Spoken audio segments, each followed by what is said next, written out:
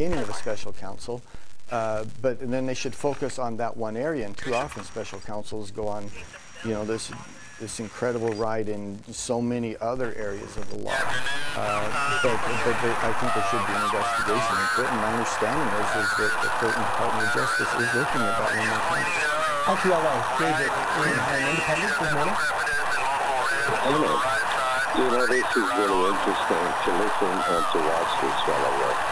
Talking about partisanship, I mean, he's like neon blinking for real partisan here, and his attempt to defend the obvious, and that is that, and he keeps saying that there is no evidence of collusion, but then he says in another way, yes.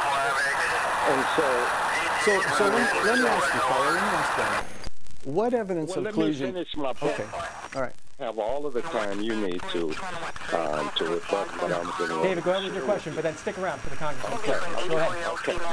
So to go to the question of this collusion, and I do believe that, you know, you can fool some of the people some of the time, but you can't fool all the people all of the time with you Republicans' talking points.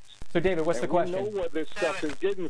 My question is not so much a question, but to point out the obvious. You know, it's like what he is saying is to give cover and to give comfort to what appears to be a collusion or conspiracy by the Trump and the Republican Party. Got your point, David. Congressman, go ahead. So, David, you said I was partisan. Let me ask you this. What did I say? What have I said in this conversation that is not true? Am I still, is that a question to yeah. me? Yes, what have I said that is not true? And to answer that question, what have you said that is not true? There is such things as omission. Okay, And what would you have me add? I would have you to deal with this matter with Russia like you're getting ready to deal with China. You're going to have open hearings and have people to come in and testify. Now, that's something you guys are willing to do, but you're not willing to bring this thing with what's going on with Russia. Okay, I want to bear down with you on this a little bit, because this is important. You said I've only done this for partisan purposes. You said I haven't said anything that isn't true. And I'm asking you, what would you want me to say now that you think I've omitted intentionally for partisan purposes? Well, I would like for you to go back to, let's say, just the press conference with Putin, right? Now, you know, we talk about the NFL people taking a knee. I think Trump took 2 knees in that news conference with Putin. Yeah. Now, your attempt to try to justify and to give explanation and diversion or cover for his obvious. Hey, listen, quite the opposite. When he said those things, the same day I criticized him for that. And I said, what he said is wrong. And I've said it since.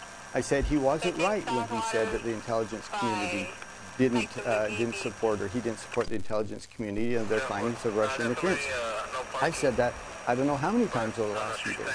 So look, you and I could go back and forth on this, but once again, if someone's laying awake at night thinking this president is going to be impeached because of collusion, I think they're going to have a lot of sleepless nights. And it's not just me who says there's no evidence of that. Dianne Feinstein, Democratic leader on the Senate Intelligence Committee, said the same thing. General Clapper, who's been very critical of this president, has said the same thing. There's no evidence of collusion. Now, I have yet to be fair about this. Perhaps we'll find something. I think it's extraordinarily unlikely at this point. I don't think there's very much we're going to learn after more than 2 years of looking at this. But look, to say that all I'm doing is being a partisan shrill on this, it's just not accurate. I've been very fair to this. When this president says things I don't agree with, I'm happy to point that out. When I think that some others have made accusations against him that are not supported by the evidence, I think it's fair to point that out as well. On the investigations into Russian interference, you talked a little bit about the House Intelligence Committee investigation. I want you to compare it to the Senate Intelligence Committee investigation and some of the concern that's been written about by various commentators in Washington, D.C. that the House one was a more partisan investigation, but the Senate one seems to be more bipartisan. As a member of that committee, how do you feel about that? I think there's maybe some truth to that. I mean, one of the things I love about the intel work that we've done is we didn't do it before the camera. We weren't out preening for the TV, and we did it behind closed doors, and it was very serious work. And this, you know, we used to be bipartisan on that committee, and I've made this point before. The day we became partisan was the day this president was elected. And then we seemed to lose our bipartisanship. I mean, we didn't have the same kind of conversations with President Obama as a president. It's only been since President Trump has been elected that we lost that bipartisanship. And I wish we would be a little more reserved in some of our comments. Who walked away from the bipartisan? Well, I think there's a number of people that did. But the Senate, and so that's the first thing. And the second thing is this.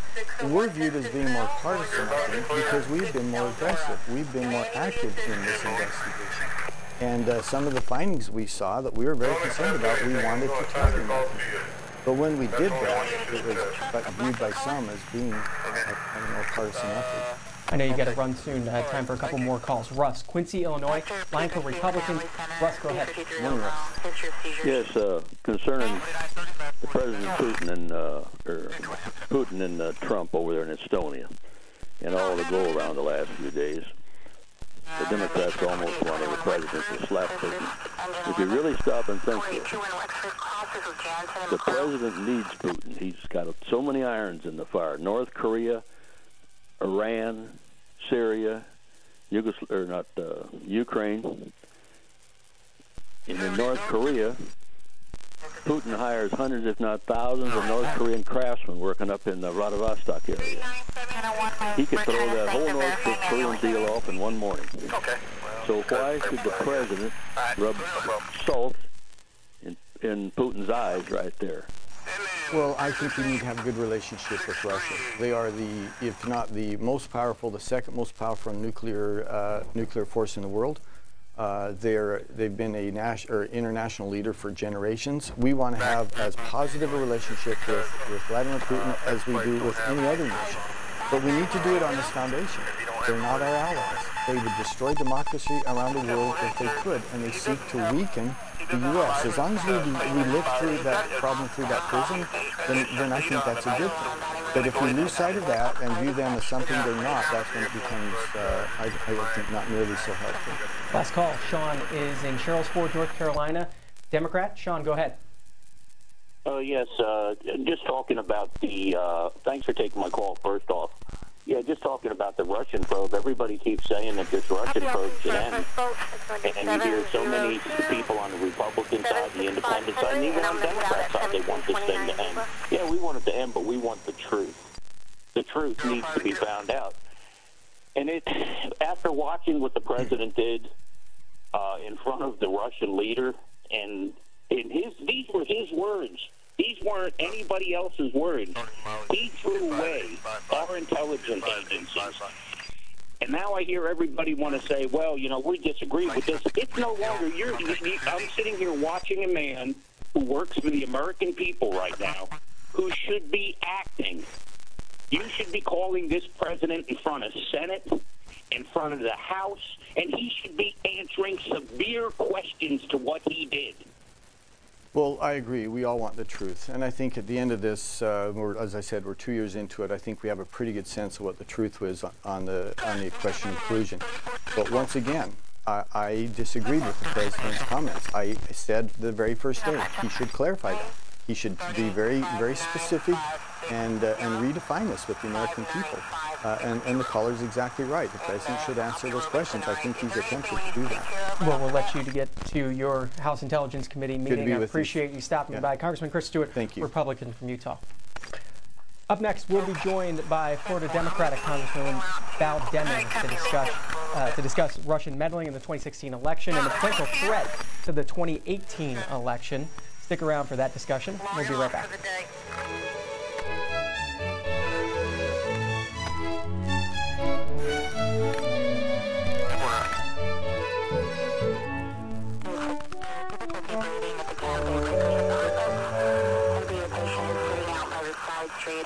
This weekend on American History TV on C-SPAN 3, Saturday at 6 p.m. Eastern on the Civil War. William Marvel, author of the book Lincoln's Mercenaries, explains the economic factors that drove many poor Northerners to volunteer. And at 8 on Lectures in History, San Diego State University professor Pierre Asseline on the Vietnam War from the U.S. military escalation in 1965 to the fall of Saigon 10 years later. Sunday at 11 a.m., military historian Patrick O'Donnell and his book, The Unknowns, The Untold Story of America's Unknown Soldier and World War I's Most Decorated Heroes Who Brought Him Home. And then at 4:30 p.m. Eastern on Real America, as part of our Alaska weekend, 4 films about Alaska. The 1936 film Alaska's Silver Millions, the 1949 film Eskimo Hunters in Northwestern Alaska, the 1967 film Alaska Centennial, and the 1944 film Alaska Highland. Watch American History TV this weekend on C-SPAN 3.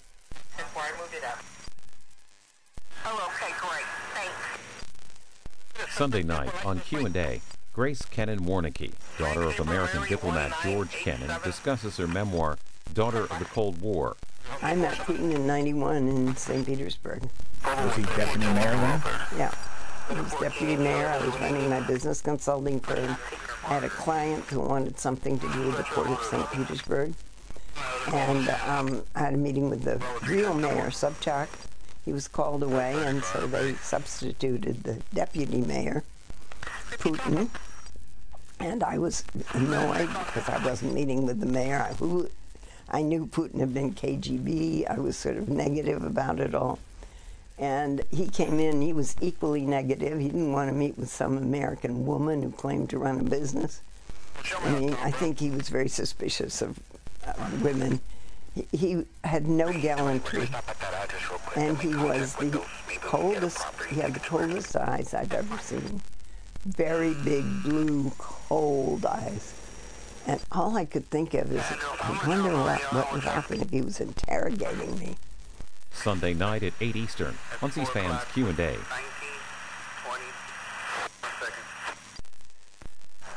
Washington Journal continues. Florida Democrat Val Demings joins us now, along with her work on the Homeland Security Committee. She serves on the Democratic Congressional Task Force for Election Security. And Congresswoman, on that point, have we learned the lessons of 2016 when it comes to election security? Are we ready for 2018? Well, John, good morning, and good morning, everyone. It's good to be back. I think protecting our elections is going to be an everyday process. The work that we did on the task force was timely. We certainly identified some vulnerabilities. We know that Russia definitely tried to undermine our 2016 election. And so with the task force, we were able to take a look at systems around the country, look at some best practices in some states that we believe are doing it well. Also looked at some of the vendors, the machines. Many of them are outdated and antiquated, and we also learned that paper ballots, while most people think we're moving into a digital age, we learned that paper ballots are still the most reliable. We also look at vulnerability assessments and trying to make grants available so different states that either were targeted, one of the 21 states that were targeted, or other states that just need to improve their system could actually have someone come in and do a vulnerability assessment. So will we be ready in 2018? We're certainly going to try to do everything within our power to make sure that we are. I want to show you Sarah Sanders at the press briefing yesterday at the White House, talked about what the Trump administration has done to get ready for the next election. I want to get your thoughts here, Sarah Sanders. From the beginning of his administration, President Trump has actually taken action to defend our election system from meddling and interference. I'm going to read through a few of the things that we're doing. In May of 2017, President Trump signed an executive order to strengthen and review the cybersecurity of our nation and its critical infrastructure. The Department of Homeland Security has taken the lead in working with all 50 states, local governments, and private companies to improve election security. DHS has increased coordination among all election partners. 34 states, 52 county and local governments, and 5 election companies receive cybersecurity scans regularly from DHS. DHS plans to provide on-site risk and vulnerability assessments to all states that request it. So far, 18 states have requested this assessment. A new pilot program was launched to increase rapid response capabilities on Election Day, and in 2017, on-site cybersecurity support was provided.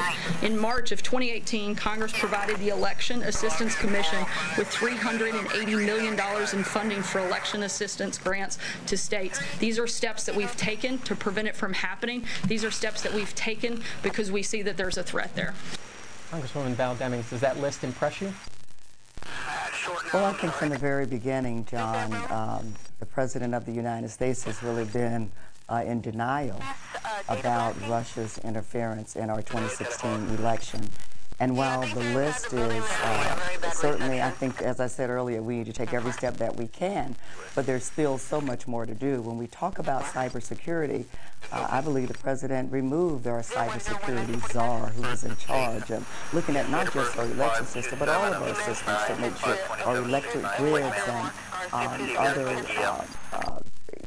internet systems that are very vital to our nation. And so while the list is, it's a decent list, there's still so much that we need to do. In Robert Mueller's indictment of Russian agents with hacking into the election, the one that came out last week, they identified a state believed to be Illinois, but that wasn't in the indictment, as a state that Russia had targeted and actually gotten into their election website. What were they trying to do there, and do you think that's the only state that they got into that far into their website? Well, I certainly think that Russia tried to hack several systems in several states, and we know that they were able to obtain voter information involving almost 500,000 individuals. I think that they will continue to look at vulnerabilities throughout our nation, and it's particularly those states that we always kind of look to on election night, those states that really help to make the decision. I'm from Florida. I represent Florida, and we know that Florida is a state that keeps us all up on election night. So while there, in Florida in particular, while there's no evidence that shows that Russia is actually able to penetrate our system, we have to continue to be ever vigilant. You mentioned the money that is being appropriated to upgrade systems. Congress approved some $380 million earlier this spring to states to do that. How does that get divvied up? And how is it being used in your home state? Well, we're hoping that the $380 million will allow different states who are willing to participate in the vulnerability assessment to be able to do that. But we've also learned that the monies that were going to be available for election security grants to be able to do those vulnerabilities assessment has been zeroed out. The recommendation was for that money to be zeroed out by my colleagues on the other side recently. So we have to see ultimately what happens in the Senate. So explain the path there then. Is the Senate also proposing it to be zeroed out, or have they not gotten that far? We have not gotten that far in our appropriations yet. Congresswoman Val Demings of Florida, a Democrat, with us until the House gavels in about 25 minutes.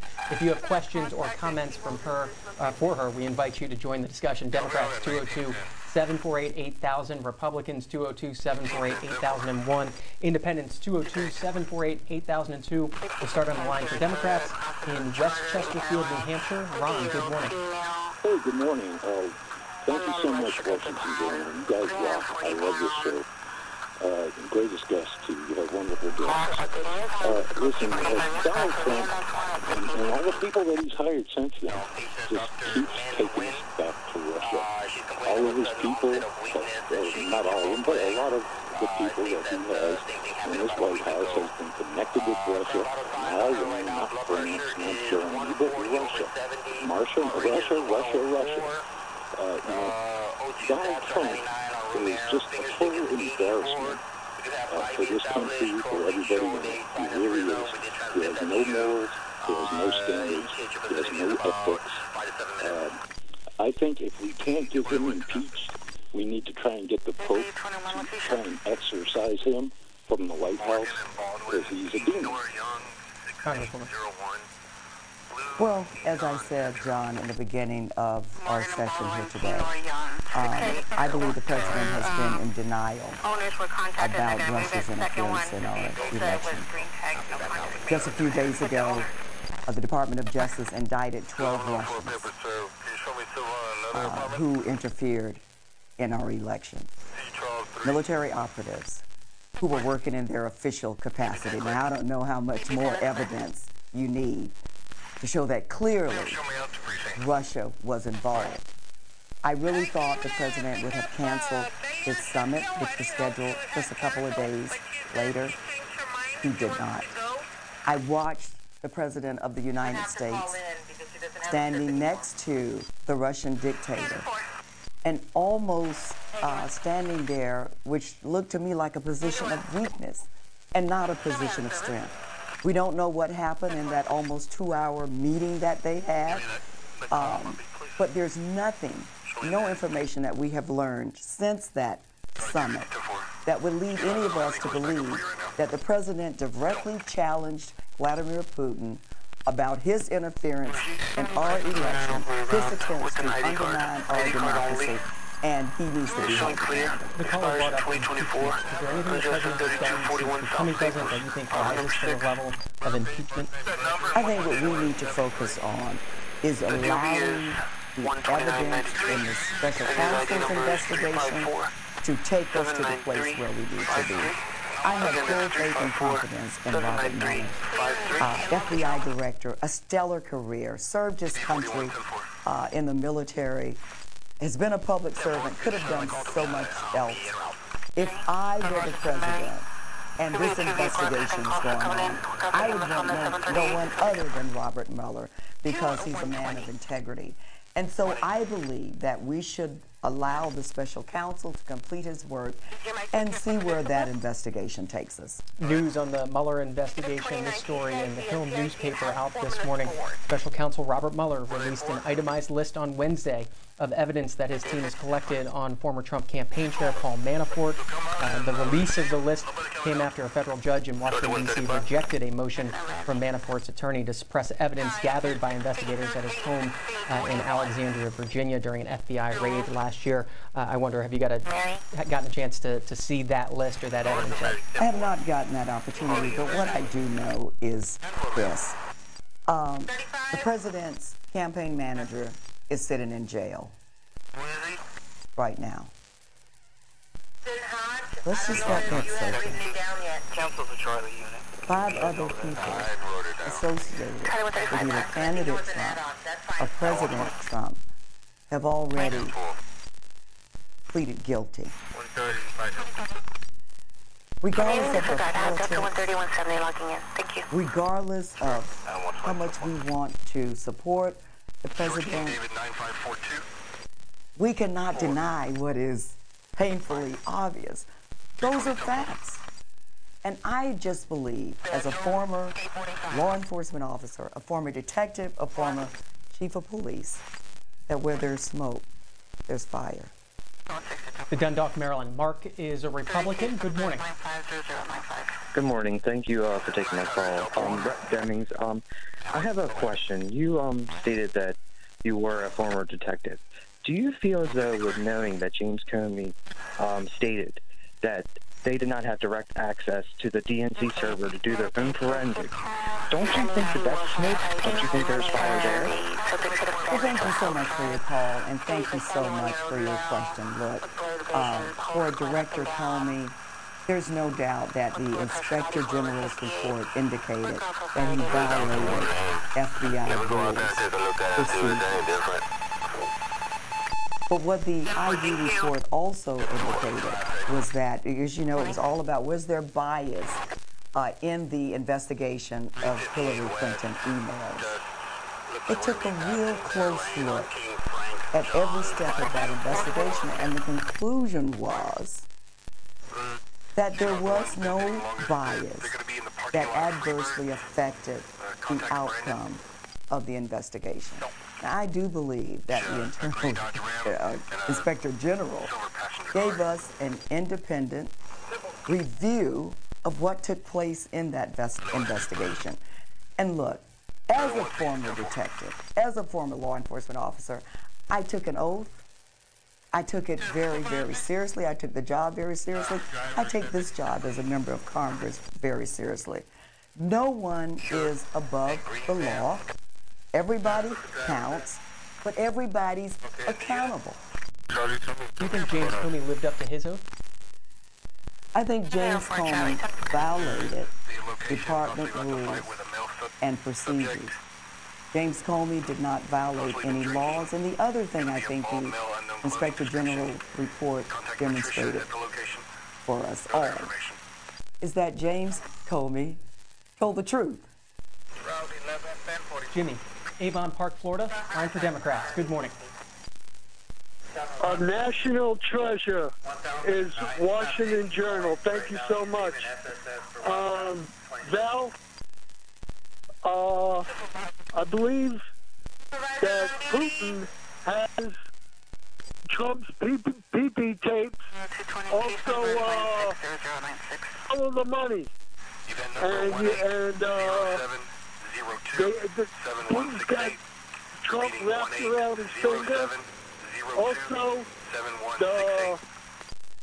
when Obama came in, the Republicans wanted to make him a one-term president, and that's where the separation, the bipartisan separation came from. Also, well, Jimmy, we'll take your comments, Congresswoman, if you want to pick up on anything from that. Well, you know, it's good to hear from someone from my home state. Thank you so much for calling. Is Avon Park your district? It is not my district, but it is from in Florida. You know, John,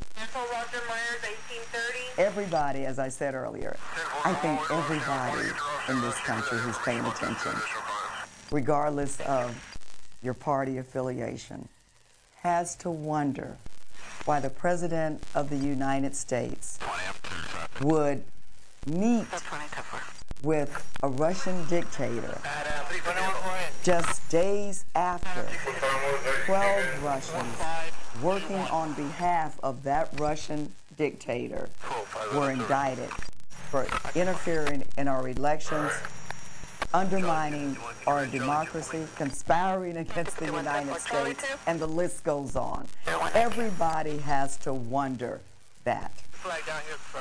James is in Rex, Georgia, line for Republicans. Good morning. Good morning. Good morning. Yes, good morning. The representative stated that they have adequate information that Russia interfered with certain states' elections. I would just want her to give us the name of those states. And secondly, she just mentioned that President Trump met with the Russian leader just days before the information came out about the indictment of the 12 people. Well, that summit was scheduled way before then. It just appeared to me that the Democrats, number one, and somebody was talking about embarrassment, the Democrats are embarrassment because they lost, and they constantly keep trying to do stuff to take this man's presidency away. So the embarrassment is the Democrat. You lost. John, let me say this, and I'll go back to my law enforcement career. I chose to serve my community as a law enforcement officer because I wanted to make my community better. I wanted to improve the quality of life for the people living in Orlando. I ran for Congress. I thank God that I won. But I had the same mission, and that was to serve the people in Congressional District 10 in Central Florida and improve their quality of life. Yes, I'm a registered Democrat. But when I took the oath here, when I took the oath of a law enforcement officer, I swore that I would work to protect and defend the Constitution of the United States. I don't make decisions on the floor, and I don't make decisions as a member of Congress based solely on my political party. Every day I come to work, I work hard to make decisions that are in the best interest of the people that I represent, regardless of whether those decisions are popular or not. Yeah, we lost, and it was painful, but I moved on. And I believe that just like with every election that I've watched since I've been old enough to vote, I've had my candidate win, I've had my candidate lost, but at the end of the day, we dusted ourselves off, and it was like, let's get to work.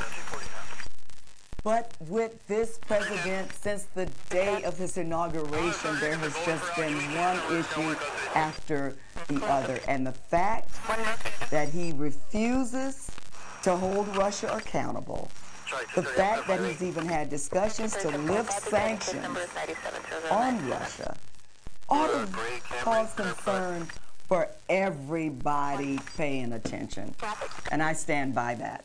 Less than 15 minutes before the House is scheduled to come in for the day. We'll, of course, go there when the House does gavel in. I want to come back to those election security grants that you were talking about that had been zeroed out by Republicans in the House version of the bill. So a vote expected to take place on the House floor on that today. A story about that issue specifically in today's Washington Post, the Republican argument for doing that. Republicans saying in the floor debate yesterday that states had plenty of money from prior congressional allocations.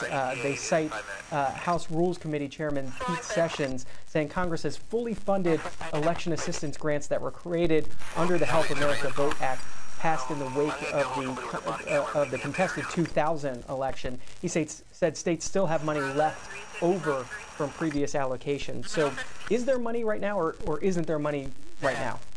Well, what I do know is the money that was proposed has been zeroed, or the recommendation is that it's zeroed out. Should they spend what they have already before getting new money? But what's really interesting about hearing you say that states have plenty of money, that's an interesting, I know, that's an interesting statement all in and of itself. But what members of the intelligence community have said to us about the Russia probe is that, yes, they interfered, and yes, they will be back. We can anticipate it. But not just Russia.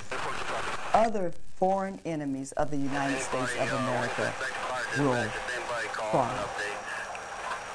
That should scare all of us to death, John. And so I think at this time, on the heels of 12 Russian operatives being indicted, and the information coming out of the intelligence community that not just Russia, but others, we need to do everything within our power to help states better secure their systems, purchase new equipment, but not just the states too. And I want to say this, we also need to require that vendors come up with certain standards, or we help vendors develop certain standards that will also make sure that the voting machines have the technology that they need to improve security. But I believe we should not be, yes, we should spend the money that we have, but the additional resources that can bring our election systems that have been under attack up to speed, I think the time cannot be better than right now. Pam in Cleveland, Tennessee, line for Democrats. Good morning. Good morning. Thank you for taking my call. Good morning. I have a couple of questions.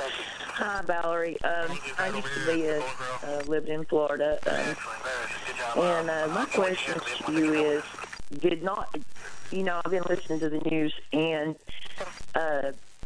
Putin referred to our president as Donald. That's not getting very much attention. Okay, President Trump referred to Putin as the president.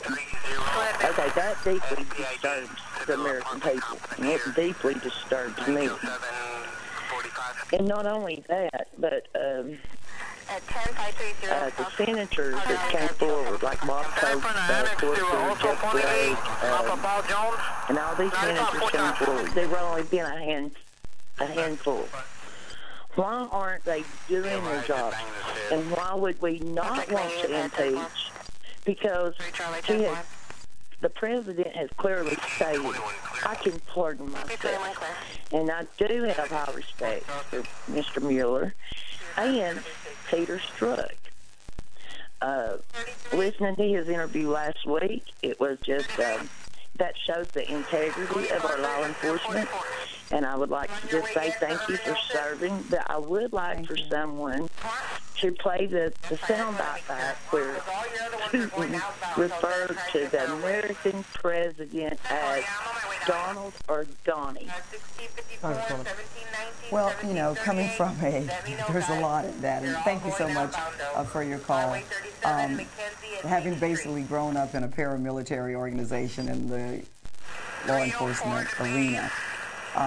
Referring to people by their rank is really a way of showing, I believe, now this is Val Demings talking, giving honor to whom honor is due. It's showing the respect that the person deserves. And I did not hear the particular statement that the caller just referred to. I certainly think that everyone who's in an official capacity, on an official stage, talking to President Trump, could refer to him as the president. I did not hear that, but if that occurred, I think it was totally inappropriate. The Pittsburgh, Pennsylvania, Terry, a Democrat. Good morning.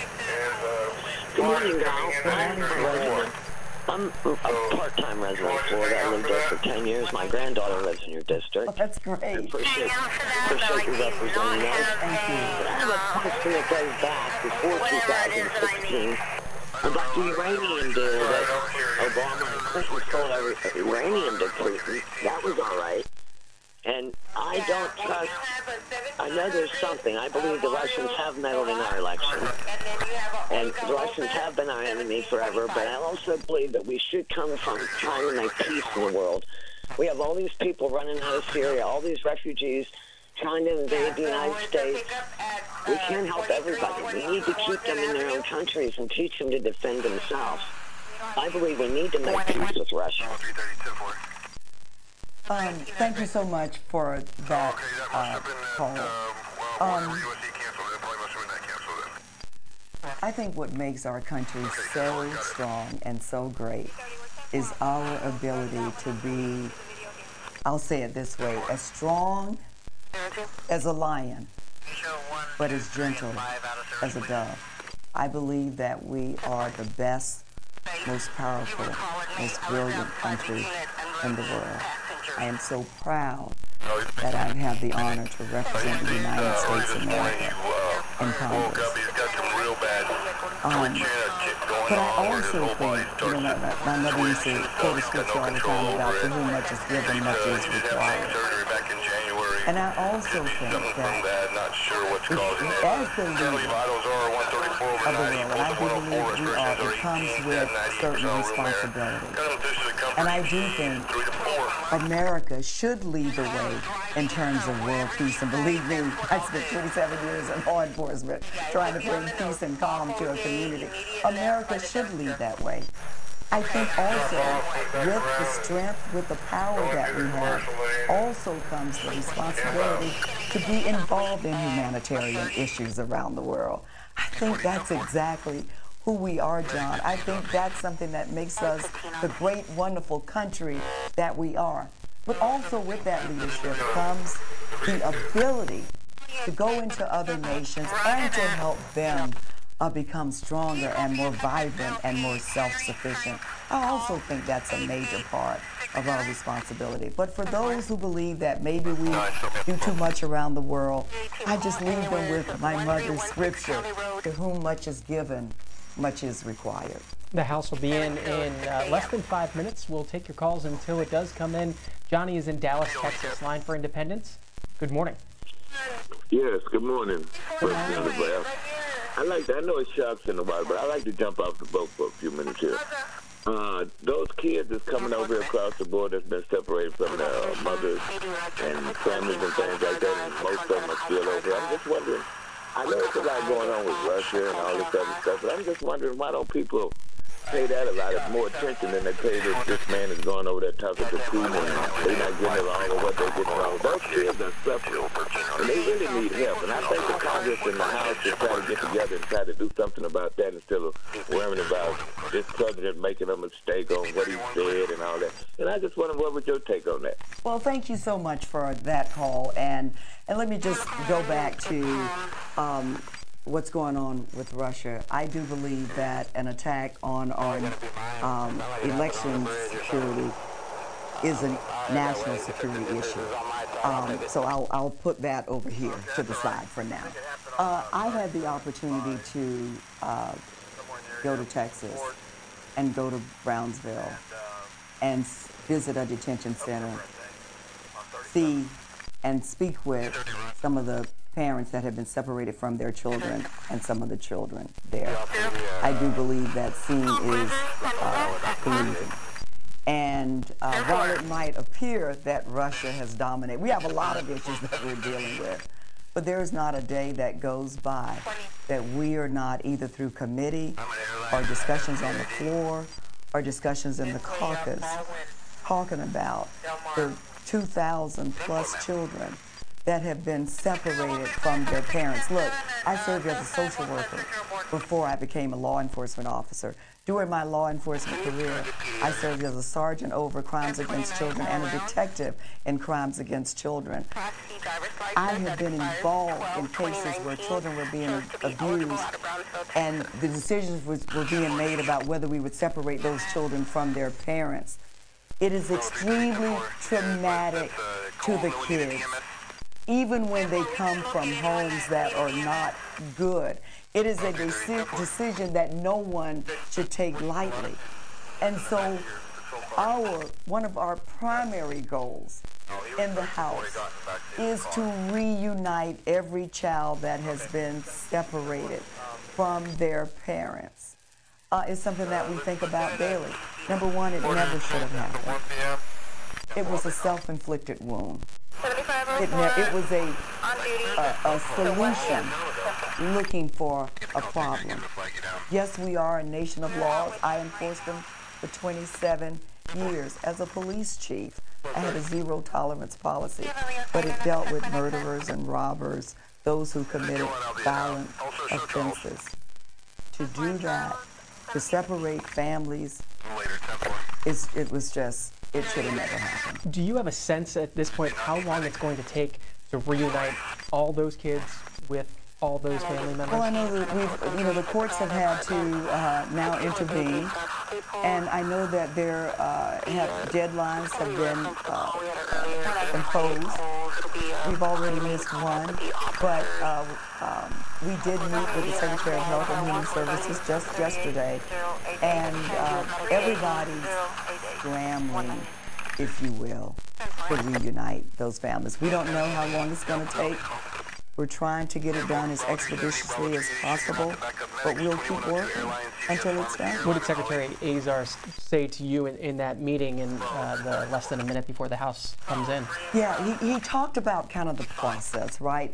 Kind of reassuring members of the Judiciary Committee on both sides, what happens once the children are separated, how that process goes.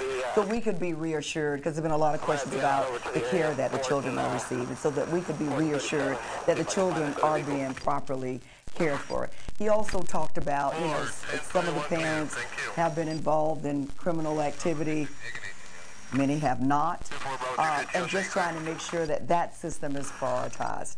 But we'll keep having those meetings until, like I said, every child is reunited.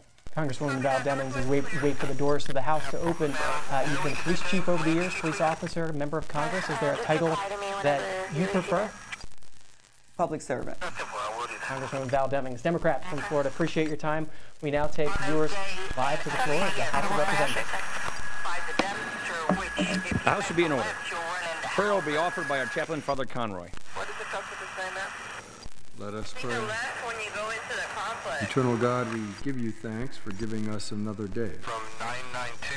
Once again, we come to you to ask wisdom, patience, and peace for the members of the People's House. As they encounter their constituents over this weekend, endow them with grace and understanding, especially of those issues which are most pressing. Please keep all who work for the People's House in good health, that they might faithfully fulfill the great responsibility given them in their service to the work of the Capitol. Bless us this day and every day.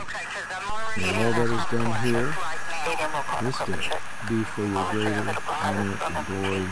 Amen. The chairs examine the journal of the last day's proceedings and announce it to the House as approval thereof. Pursuant to Clause 1 of Rule 1, the journal stands approved. For what purpose does the gentleman from Illinois seek recognition? Mr. Speaker, pursuant to Clause 1, Rule 1, I demand a vote on the agreement of the Speaker's approval of the journal. Question is on agreeing to the Speaker's approval of the journal. Those in favor say aye. Those opposed say no. The ayes have it. The journal stands approved. Mr. Speaker. For what purpose does the gentleman from Illinois seek recognition? Mr. Speaker, I object to the vote on the grounds that a quorum is not present and make the point of order that the quorum is not present. Pursuant to Clause 8 of Rule 20, further proceedings on this question are postponed. Pledge of Allegiance will be led by the gentleman from California, Mr. Gomez. Okay, I understand, but there's dumpsters all over here. Let me just circle around because to the republic for which it stands, one nation, under God, indivisible, liberty and justice for all. Can you find Building E? The chair will entertain up to 5 requests for 1-minute speeches on each side of the aisle. For what purpose does the gentleman from California seek recognition? Without objection, the gentleman is recognized.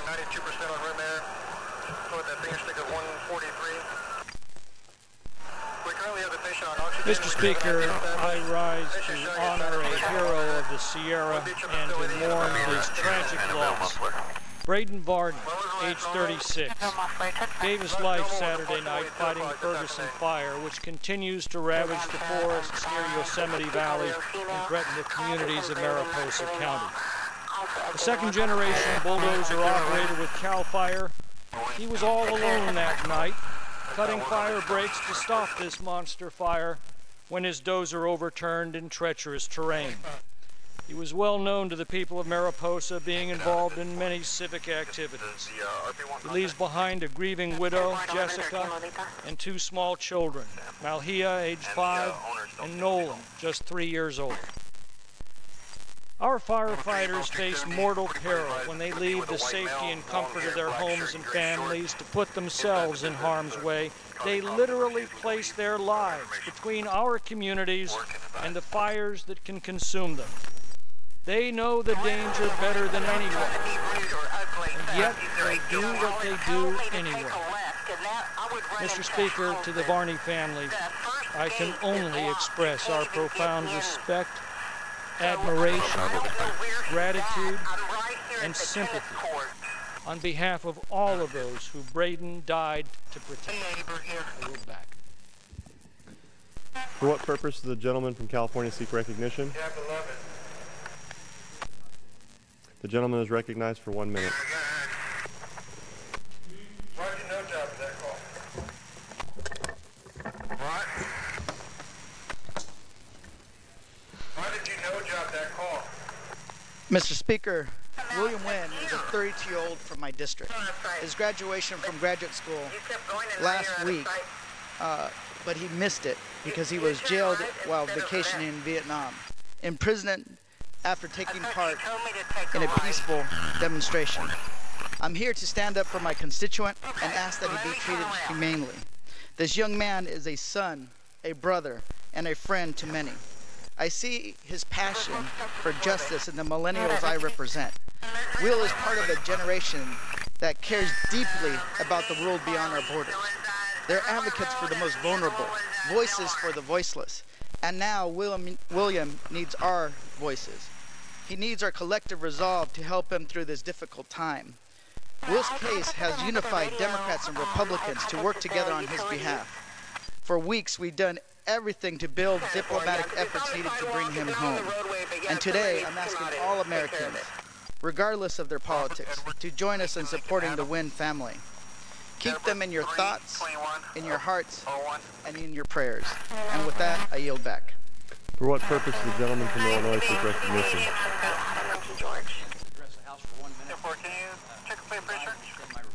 The gentleman is recognized for 1 minute. Thank you, Mr. Speaker. 100 years ago today, a young Marine from Murfreesboro, Illinois, gave his life on the front line of World War I. Paul Stout graduated in 1916 from Murfreesboro High School, and then enlisted in the Marine Corps in February of 1918. In June of 1918, he was deployed to the front line. At age 20, he was killed in action in France in July of 1918. For his heroic action, he was awarded the Purple Heart, the Bronze Star with a V device for valor.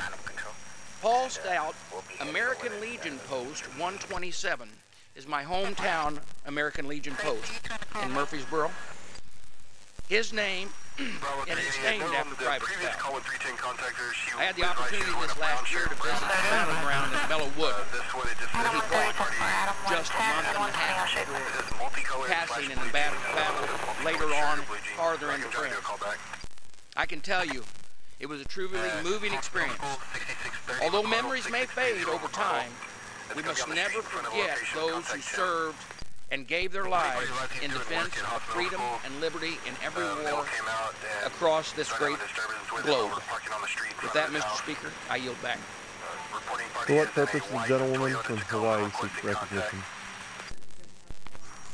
The gentlewoman is recognized for 1 minute. Mr. Speaker, I rise today to honor the life of Hawaii County Police Officer Bronson Kaliloa, who died yesterday after being fatally shot Tuesday night during a traffic stop in Mountain View. Bronson is just 46 years old, a father of 3, a graduate of Waimea High School on Kauai, 10-year veteran of the police force, and a public servant recognized by his community, his fellow officers, and his family and friends as one of a kind because of his dedication to service, his kindness, and his heart of aloha. He was part of the Puna Patrol Division, who over the last few months have been working around the clock to support their community in crisis due to the ongoing volcanic activity and lava flow, helping residents who've been displaced from their homes, their businesses, and their farms. We mourn with the community of Puna, the Hawaii Police Department, and Bronson's ohana that he left behind, Casey, Samson, Grace, and Nathan. We can never forget the sacrifices our law enforcement officers and their families make every single day to serve and protect. I yield back. For what purpose does the gentleman from Pennsylvania seek recognition? Pregnant female, 27 weeks pregnant. She's requesting medics. Without objection, the gentleman is recognized for 1 minute. Thank you, Mr. Speaker. Mr. Speaker, I rise today to recognize the Kennedy Lugar Youth Exchange and Study Abroad Program, otherwise known as the YES Program. Sponsored by the Department of State and funded by Congress, the YES Program is celebrating 15 years of connecting the world. Established after September 11th attacks, high school students from across the country spend an academic year in countries with a significant Muslim population. The students live with a host family, attend a local high school, and engage in activities to learn about their host country's society and values. And in turn, the students share American culture and values to the people of their host country. I recently met with a YES program participant from Pennsylvania's 5th Congressional District, Jocelyn Krieger, from Port Matilda. This past academic year, Jocelyn lived and learned in Bosnia. She and numerous other students were able to participate in this important cultural exchange that fosters understanding and collaboration between people of different backgrounds. Mr. Speaker, I know that this great program will continue to grow and connect cultures to truly build a global community. Thank you, Mr. Speaker, and I yield back the balance of my time. For what purpose does the gentlewoman from Delaware seek recognition? Without objection, the gentlewoman is recognized for 1 minute. Mr. Speaker, I rise today to support the bipartisan bicameral Empower Act. The goal of this consequential legislation is simple: create safe workplaces in a society where everyone can thrive. We all have the right to work in a safe environment, but over the past months, we've heard stories of individuals from all walks of life. We've seen how widespread harassment is and the cultures of silence. In fact, according to the EEOC, it is estimated that 90% of harassment incidents never get reported. That's why we need this bill. The Empower Act outlines what sexual harassment is, creates systems that foster accountability, and removes the fear of retaliation that keeps so many victims from coming forward. By removing that fear of reporting, eradicating deceptive non-disclosure agreements, and increasing transparency, we are taking steps to make our workplaces harassment-free and creating a culture of respect throughout society.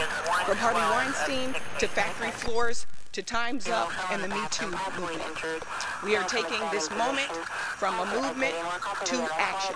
I ask that my colleagues join me in supporting this bill, and I yield back the balance of my time. For what purpose does the gentleman from Georgia seek recognition? Without objection, the gentleman is recognized for 1 minute.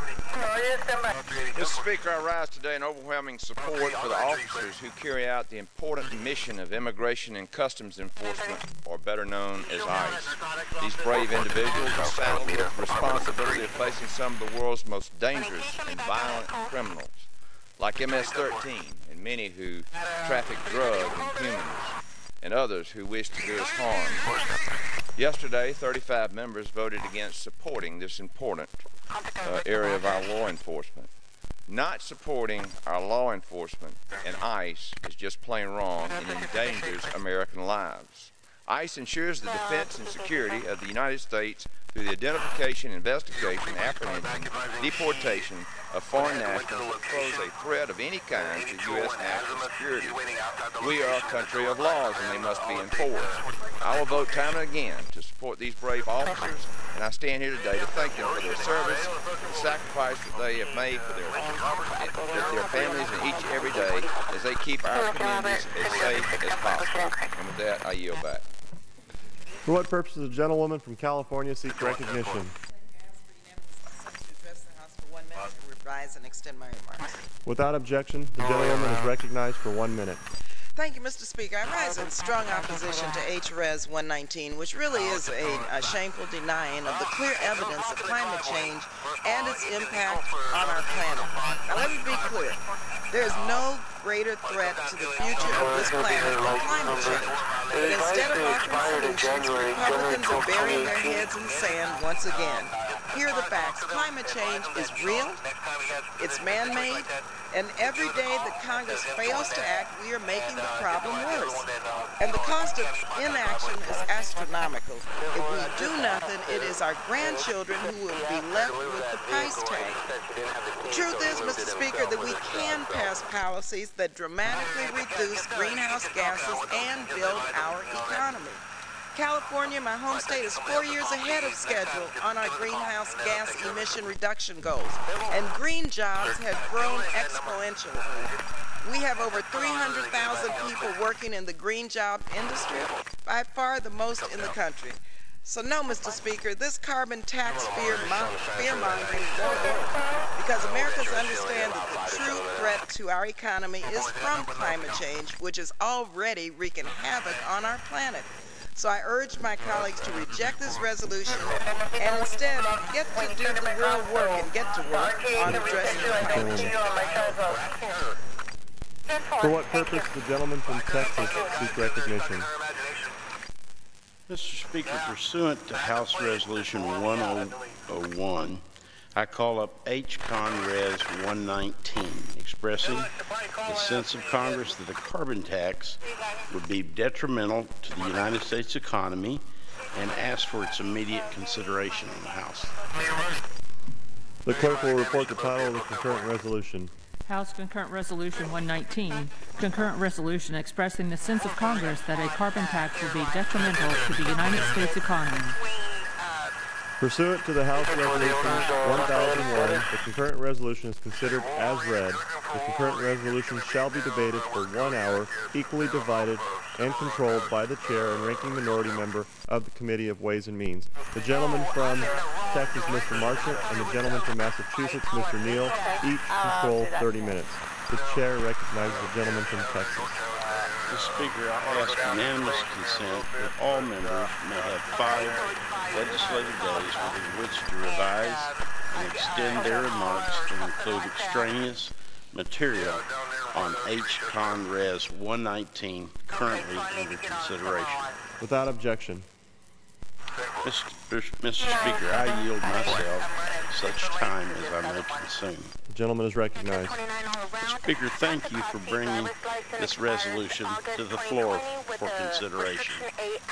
I rise in support of MEChANiCAL 119, which would express the sense of Congress that a carbon tax would be detrimental to the U.S. economy. This resolution will send a clear signal to the American people that we oppose policies that would drive up energy prices for families and for businesses. A standalone carbon tax generally would have such detrimental effects on the economy and would have an unwarranted and transparent and would be an unwarranted and transparent grab for revenue.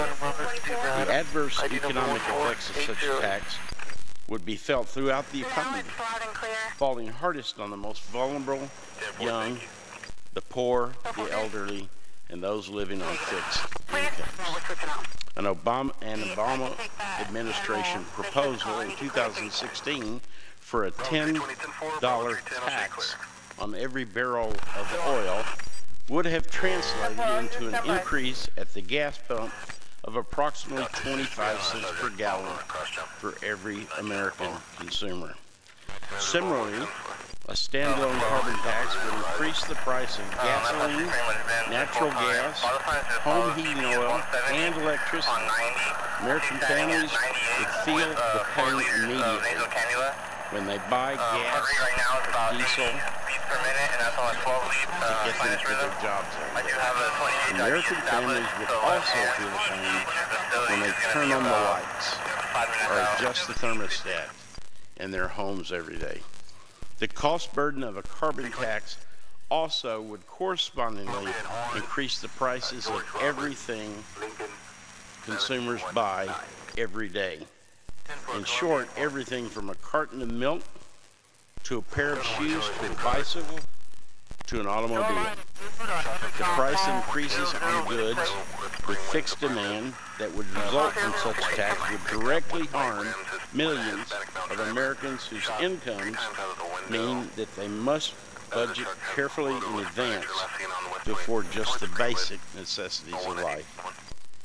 In addition, a carbon tax would hit at a time when these industries that it targets are just now recovering from a very damaging economic period of our lives. With a reform tax code built for growth and rollback of burdensome regulations, American businesses and their workers are finally making a comeback, and we're seeing great optimism about our economic future. Now is not the time to debate placing additional burdens on industries that are trying to help us keep the lights on. This resolution makes clear that we oppose policies that would drive up incomes, damage the U.S. economy, reduce the American GDP, and hurt American jobs. Mr. Speaker, I reserve the balance of my time. The gentleman from Texas reserves. The gentleman from Massachusetts is recognized. Thank you, Mr. Speaker, and I yield myself such time as I might consume. The gentleman is recognized. Mr. Speaker, I'm discouraged to come to the floor today as we squander the valuable time of this body arguing over a pointless resolution that will accomplish nothing for the people of America, whether it's accepted or rejected. Nothing. So let's be clear about what this resolution does and does not do. We are not arguing today over whether this body will or will not adopt a tax on carbon emissions. This resolution, and I'm quoting, expresses the sense of Congress about a carbon tax. So what we are trying to achieve apparently this morning is a discussion of the mood of Congress. Well, we should hold some hearings about the mood of Congress, because I would submit that it's not a very pleasant time to be working on Capitol Hill. But nothing in this exercise is going to have anything to do with carbon tax. This is better suited to a high school debate than it is to the United States House of Representatives. There are plenty of people across the country who need real help and real action from this Congress. Every day, American families, people far from this building, far from this city, they're struggling with real problems and real challenges. They feel their standard of living has not improved. They want to feel some security. Security that their jobs will stick around. How about holding some hearings on pensions? Security that they can count on health insurance. Security that one day they'll be able to retire with dignity. Security that they will be able to launch their kids into a successful and happy life. So on this Thursday morning, the Republican leadership has brought up a sense of the mood of Congress on carbon. We could choose to bring forward legislation that actually would help American families today. We could help them meet many of the challenges that they have. Instead, we're using our precious remaining legislative days to hold an amateur hour and a debate about something that's not going to happen. This is a vacuous gesture, empty in every form. It's a political stunt. It's not worthy of the time or the attention of this body.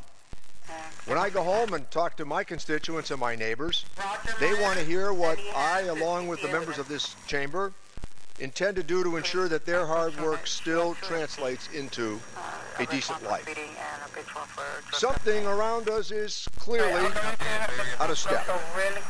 There's a growing anxiety around the country that is bigger than our political differences and divide. It's a building sense that at some point when we all perhaps were not looking, the system became stacked against ordinary people. The rules changed, and hard work isn't enough any longer to guarantee that you can make it in America. The unemployment rate for sure is low, but 65% of Americans worry about having enough money to pay their bills. And yes, we can say this morning that downward pressure on wages essentially has kept those wages flat for the American people, despite the fact that the unemployment rate is advertised at about 4%.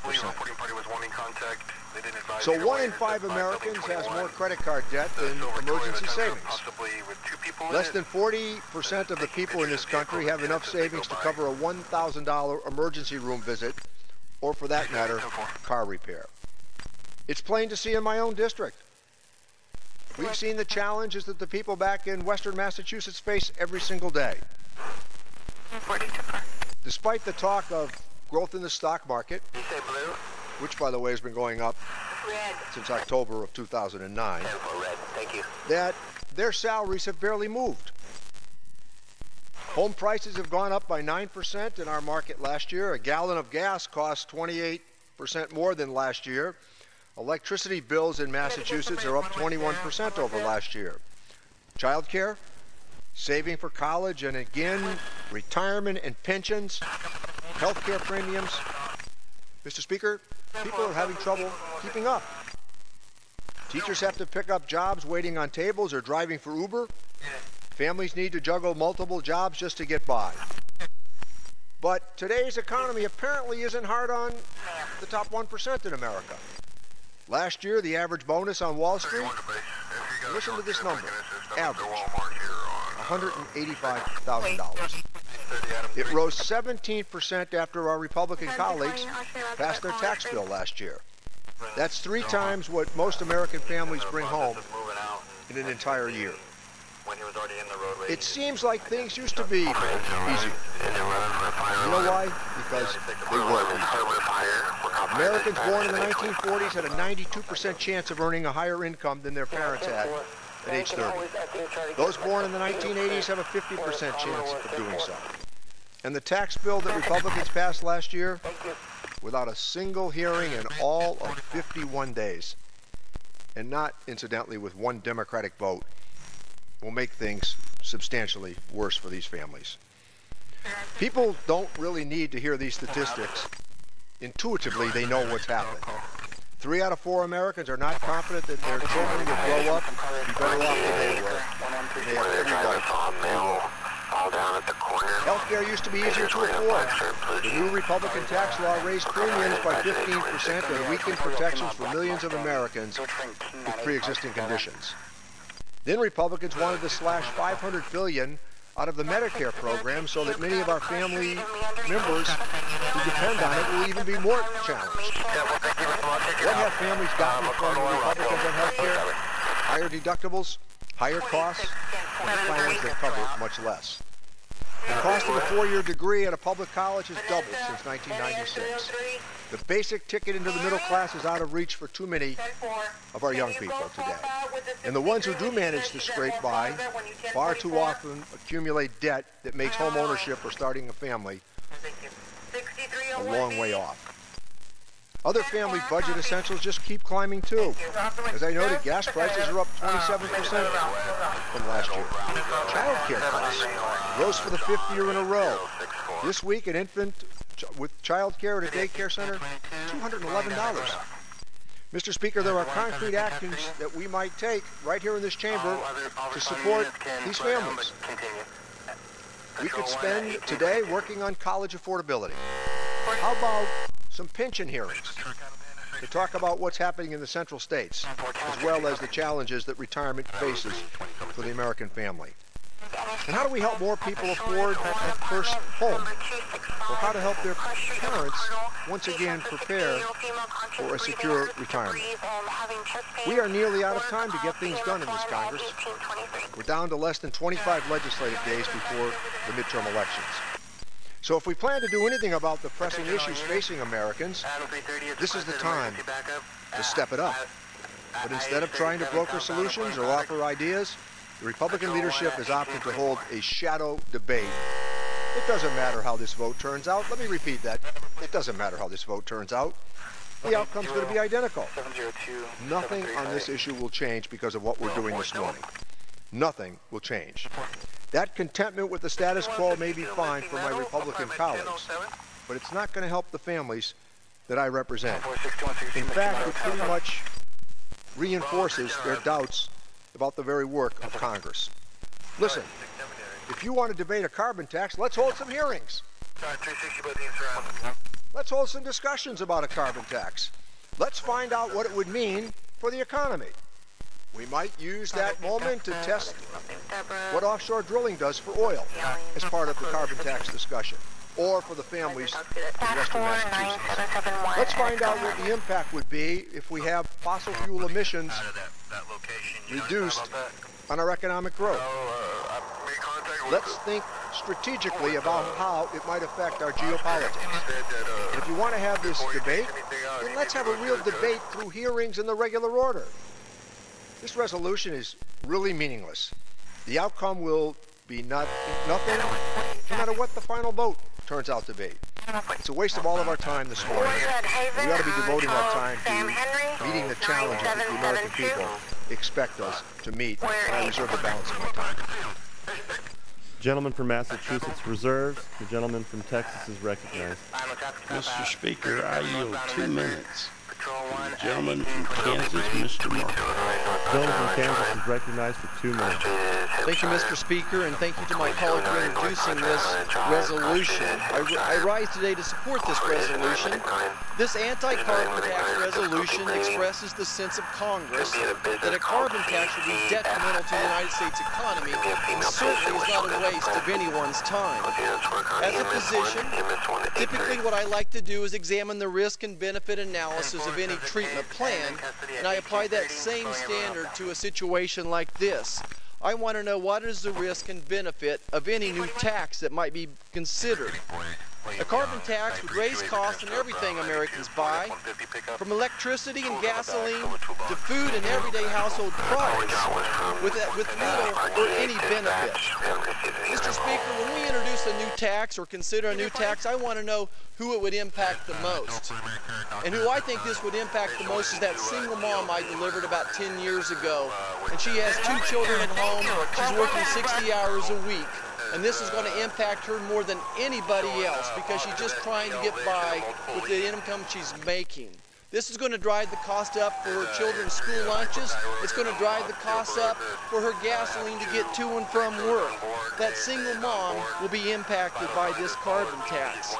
This resolution will put Congress on record against a carbon tax, which would result in massive job losses, lead to higher prices for American families and small businesses, and jeopardize America's energy scrutiny.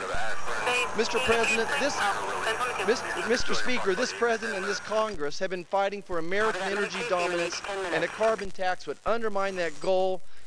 I'm so proud of what my producers back home have done in the oil and gas industry to have a cleaner product, what the refineries are doing today compared to when I was growing up, a little boy in El Dorado, Kansas, living between two refineries.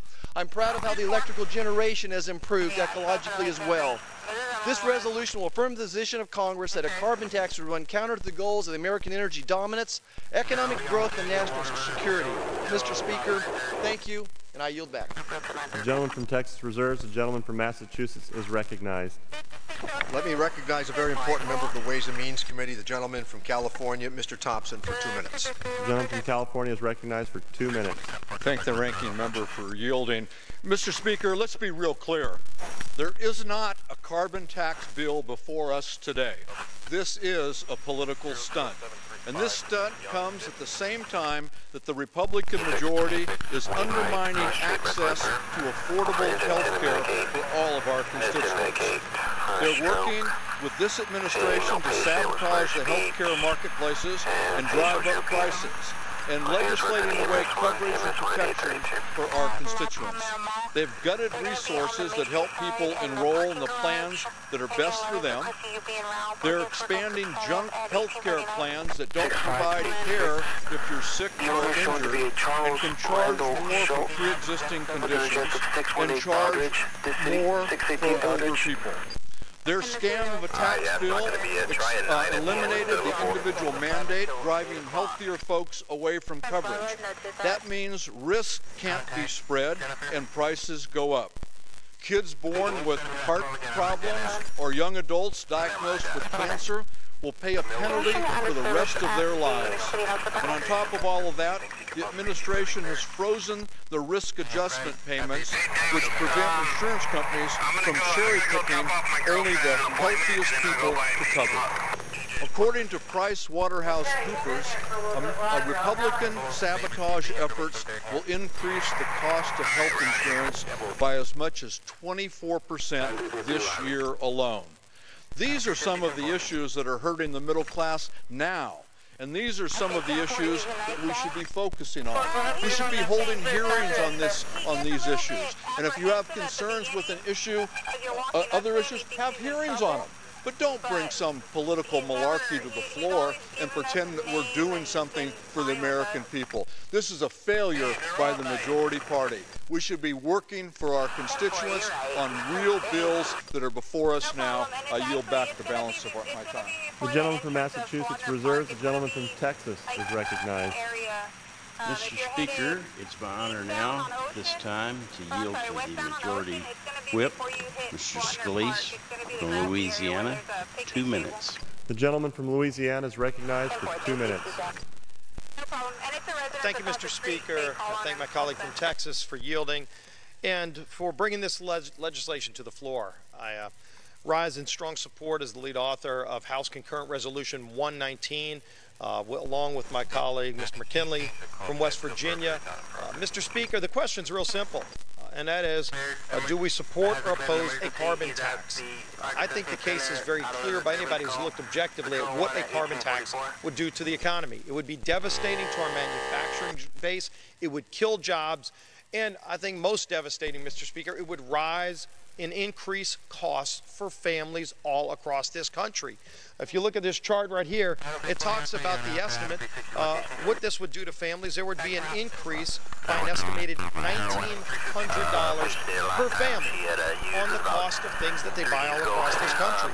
The resolution is simple. To be resolved by the House, that is the sense of Congress that a carbon tax would be detrimental to American families and businesses and is not in the best interest of the United States. Yes or no? It's clear yes. Vote if you're concerned about families. Why don't we talk about some of the groups in support?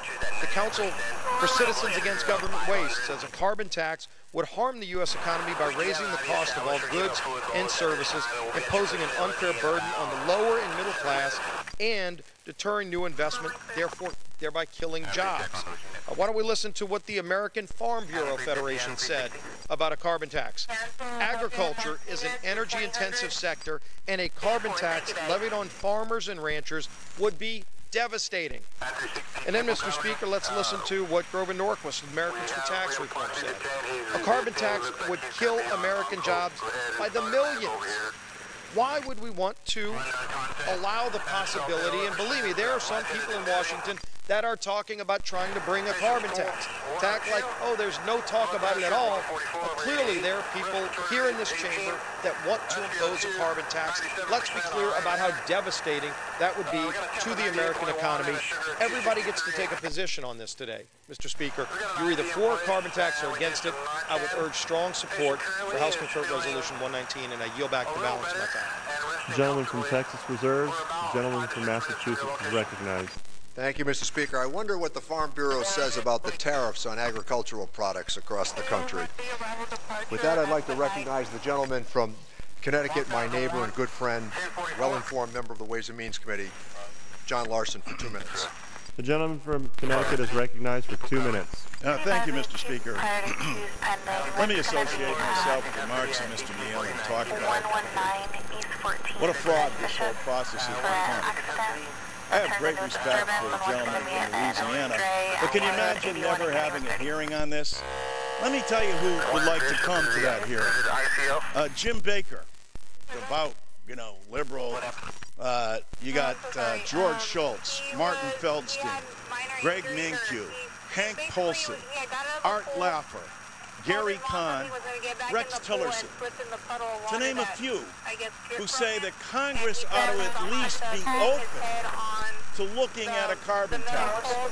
It's either, according to the other side, it's a choice between carbon tax or not a carbon. They don't talk about passing on the benefits to the consumer. They don't talk about the transition that's needed or strengthening the pension funds, or even from the standpoint of an infrastructure bill that they've never addressed in 8 years, while China moves ahead of us every single day. Nothing gets done in the House of Representatives. And so here we have a fake debate and fake legislation. It's going nowhere instead of actually real hearings. We don't have real hearings on Social Security and its outcome. We don't have real hearings on gun violence. We don't even have real hearings here on the state of what's going on with this administration and the FBI and our intelligence people. This is the sad state of affairs that we find ourselves in.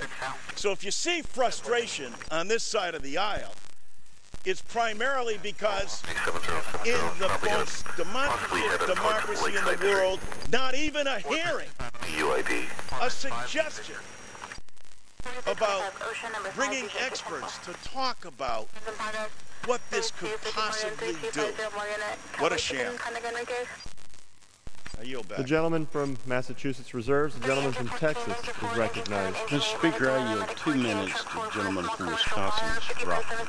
The gentleman from Wisconsin is recognized for 2 minutes. Well, I came down to the floor today to address the resolution we talked about regarding the carbon tax, but since then I think something else has come up. We just heard one of my colleagues, I think, kind of belittle Uber drivers and waiters and waitresses. I'll tell you, when I take an Uber, I don't think it's something that you have to resort to take that job. I think it's a very hard job, knowing all about the city, being able to get along with sometimes difficult people, working nights. Waiters and waitresses, same things. I've worked in kitchens. I don't think one should say that one has to resort to these jobs. It's kind of a thing that some congressmen have around here that I don't like. They become removed, and they sometimes think that they're more important than people doing other jobs. I think these are both fine jobs. I respect the Uber drivers who drive around the city. I used to work in a kitchen, and I respect the waiters and waitresses. I don't believe one should describe working as an Uber driver or waiter and waitress as something people have to resort to. They're fine jobs. Now I guess I came down to the carbon tax. I will point out that I think the carbon tax, if implemented and people throw it out there, the carbon tax will fall on the average guy. It's something that falls on people who drive a car, which would be a regressive tax. It falls on people that get their homes, which will be a regressive tax. It bothers me, particularly when disproportionately it comes from the party that purports to represent the average guy, that when they think of a new tax to apply out there, they come up with, they are going to promote a tax which disproportionately affects the average guy because everybody's got a heat bill. Almost everybody has a car. And I think among the other things that would cause a damper on the American economy, I don't like taxes that disproportionately hit the average guy. I yield the remainder of my time. The gentleman yields back. The gentleman from Texas reserves. The gentleman from Massachusetts. Thank you, Mr. Speaker. I don't think anybody was demeaning the work that people do on the side. I think we were talking about the challenging nature of our economy, and I don't think the gentleman would dispute the fact that the gig economy has created downward pressure on wages. And with that, the voice of Chicago, well-known and well-regarded member of the Ways and Means Committee, Mr. Davis, for 2 minutes. The gentleman from Illinois is recognized for 2 minutes. Thank you, Mr. Speaker. I rise to express strong opposition to this resolution, which is nothing more than political posturing. This non-binding resolution does nothing to control increases in health care premiums. Republican actions have wreaked havoc in the healthcare market, driving up healthcare costs for Americans, especially older Americans. This non-binding resolution does nothing to limit skyrocketing drug prices after giving tens of billions of dollars in tax cuts to the drug industry. Chicago Fire Department was in to see me this week, and they talked about the high cost of drugs. For example, the cost of nitroglycerin tripled over 4 years from $37 to $120. The cost of naloxone more than doubled during this time period. If the Chicago Fire Department is having trouble paying for pharmaceuticals, then you can imagine what smaller entities would be experiencing. This resolution does nothing to increase jobs, nothing to help parents afford the high cost of child care and college.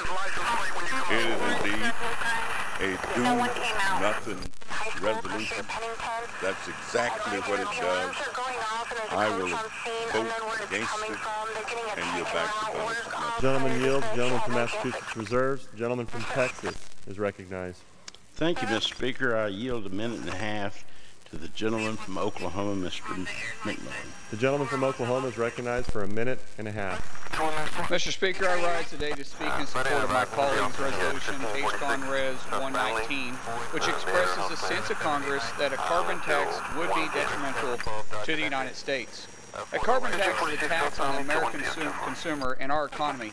A carbon tax would significantly, I want to repeat that, significantly drive up the cost of the fuels that drive our way of life and result in millions and millions of jobs lost. This burden would be unfairly shouldered by the lower and middle class income. The non-partisan, I want to say that, the non-partisan Congressional Budget Office, CBO, in 2013 stated, a carbon tax would increase the price of fossil fuels in direct proportion to their carbon content. Higher fuel prices, in turn, would rise production costs and ultimately drive up prices for goods and services throughout the economy. A study from the National Association of Manufacturers found that carbon tax could drive up gasoline costs between $6 and $14 per gallon, lead to as many as 21 million jobs lost, and continuously shrinking our economy and lowering our federal revenue, all without doing anything to improve global greenhouse gas emissions. Just yesterday, the House passed an amendment to prohibit funds from implementing the Obama administration's social cost of the carbon rule.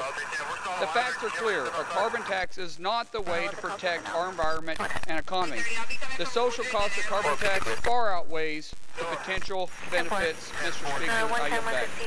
The gentleman from Texas reserves. The gentleman from Massachusetts is recognized. Thank you, Mr. Speaker. With that, I'd like to recognize the gentlelady from California, a very knowledgeable member of the Ways and Means Committee, Ms. Chu, for 2 minutes. The gentlewoman from California is recognized for 2 minutes. Mr. Speaker, I rise in strong opposition to House Concurrent Resolution 119. This resolution is nothing more than an election year stunt by Republicans to distract from a growing list of issues they failed to address this Congress. Let me be clear, this vote is a sham. If Republicans truly wanted to debate the merits of a carbon tax, they would allow the Ways and Means Committee to hold hearings with expert testimony and robust discussion. In fact, multiple members of our committee have already introduced bills that tackle the ever-pressing issue of climate change, which is impacting the health and well-being of American families and future generations more and more each day. And this is not just a Democratic concern either. There is even a Republican carbon tax bill expected to be introduced in the coming days. But instead, here we are wasting what little time we have left this Congress, debating a pointless resolution while there are urgent problems waiting to be resolved. Congress should be passing legislation to address the double-digit increases in health care premiums caused by the repeal of the individual mandate by the GOP tax scam, or reuniting immigrant children with their parents. The fact is, Mr. Speaker, this vote is a wasted opportunity and just another example of Republicans placing political expedience over regular order. As a member of both the Sustainable Energy Environment Coalition and the Bipartisan Climate Solutions Caucus, I'd love to participate in a real debate about how we can address climate change. My constituents are clamoring for us to act. But if Republicans are going to continue to ignore and deny the existence of this crisis, the least they can do here in Congress is to use this time to legislate, not electioneer. I yield back the remainder of my time. The gentlelady yields back. The gentleman from Massachusetts reserves. The gentleman from Texas is recognized. Mr. Speaker, I yield 3 minutes to the gentleman from Louisiana. The gentleman from Louisiana is recognized for 3 minutes. Thank you, Mr. Speaker. I thank the gentleman for yielding. I rise this morning in strong support of the resolution, and I thank my good friend and colleague from Louisiana, Steve Scalise, for bringing it to the floor. The carbon tax is one of those endlessly recycled bad ideas. A carbon tax would put a tax and increase costs on coal and oil and gas, carbon dioxide emissions for power plants and other sources. In simpler terms, a carbon tax is a tax on productivity. And as anyone with the slightest familiarity with economics will tell you, the more you tax something, the less you get of it. It's just common sense. Late last year, Congress was able to deliver historic tax reform in just 7 months after we passed the Tax Cuts and Jobs Act. Nearly every economic indicator is showing record-breaking success. The free market has been unleashed again, and our economy is thriving as a result. We're on pace for a quarter of economic growth that we haven't seen in more than a decade. Imposing a job-killing carbon tax minimizes the gains that we've made and will stunt our economic growth. Of course, the carbon tax would run counter to the goals of American energy dominance and national security, another priority this administration and this Congress have been able to make great progress in. A carbon tax would have a negative effect on consumption, investment, and jobs, and increase the cost of coal and natural gas and petroleum products, and lead to lower real wage rates, lower labor productivity, and decreased worker incomes. Imposing a carbon tax on hardworking Americans sets the nation backward. And after all the accomplishments we've made in the last year and a half, that's just something we simply should not tolerate. A carbon tax asks the entire nation to make enormous sacrifices, and the only thing we get in return is falling behind our competitors in the global marketplace. We have a broad array of leaders across the spectrum of the economy who are in support and agree with these principles. Here's Harry Alford. He's the president of the National Black Chamber of Commerce. He said, quote, "Our great nation is at a crossroads. We can continue to reduce regulations and watch our economy rise with the recent tax reform. Bringing unnecessary hurdles before us, like a carbon tax, will preclude that growth and hurt our economy immensely," unquote. We've got pages and pages of these. Here's Heather Higgins, CEO of the Independent Women's Voice. She says, quote, "A carbon tax would be devastating to millions of American women and their families, causing their electricity bills and transportation costs to skyrocket, as well as suppressing their wages." Here's Chet Thompson, the president of the American Fuel and Petrochemical Manufacturers. "Energy is the engine of progress," he says. "Making it more expensive will hurt our economy and disproportionately impact middle and lower income families who can least afford it." If we had time, Mr. Speaker, we could be here all day. I have pages and pages of these quotes in support of the principle that we're advocating here this morning. We have to support this resolution. I urge my colleagues to do that, and I yield back. Gentleman yields back. Gentleman from Texas reserves. Gentleman from Massachusetts Thank you, is Mr. recognized. Speaker. With that, I'd like to recognize the gentleman from Texas, a well-regarded member of the Ways and Means Committee, and we are certain he will add clarity to this debate for 3 minutes. Mr. Doggett. The gentleman is recognized for 3 minutes. Thank you, gentlemen. In this very troubling week, when these very Republican enablers here in Congress have endangered our national security by failing to confront Donald Trump's surrender to Vladimir Putin in Helsinki. Today, we again witness their total indifference to another very serious national security concern. And unfortunately, just as their refusal to stand up to Trump's denial of this ongoing Russian aggression won't make it go away as a grave threat to our democracy, neither will their ignoring the national security challenge of climate change eliminate reality. In recent years, the war, the challenge that these Republicans have seemed most willing to fight is the war on reality. They particularly find troubling any scientific fact that conflicts with their last campaign rally or their rigid ideology. This administration actually prohibited the Center for Disease Control from including in its budget documents to Congress the terms evidence-based or science-based. They don't want to rely on science as fact. They've questioned and harassed scientists across America so much that we have to begin to wonder, do they still believe in gravity? Across America, we are seeing with our own eyes what they refuse to acknowledge. Soaring temperatures, severe and erratic records of being set in our weather, massive 100-year floods that seem to reoccur every 100 months, deep freezes, ravaging hurricanes that dump 60 inches of rain in one short period of time on the city of Houston. And often at the same time that these disasters are occurring in other parts of America, record droughts, wildfires that are destroying thousands of acres, livelihoods, homes, and all across the country, particularly in the southern states, seldom seen diseases like West Nile virus and Lyme disease afflicting more and more of our neighbors. During the lifetime of my grandchildren, I know that my home state of Texas, America's #1 greenhouse gas polluter, is on schedule to become a very different place, with more of the state looking like the Sonoran Desert, while at the same time our coastal areas, like those that stretch all the way to New England, will find themselves submerged, and major metropolitan areas subject to serious harm from storm surges. We, meanwhile, will see, not in the future, but right now, thousands of premature deaths every year because of the air pollutants that are associated with carbon emissions.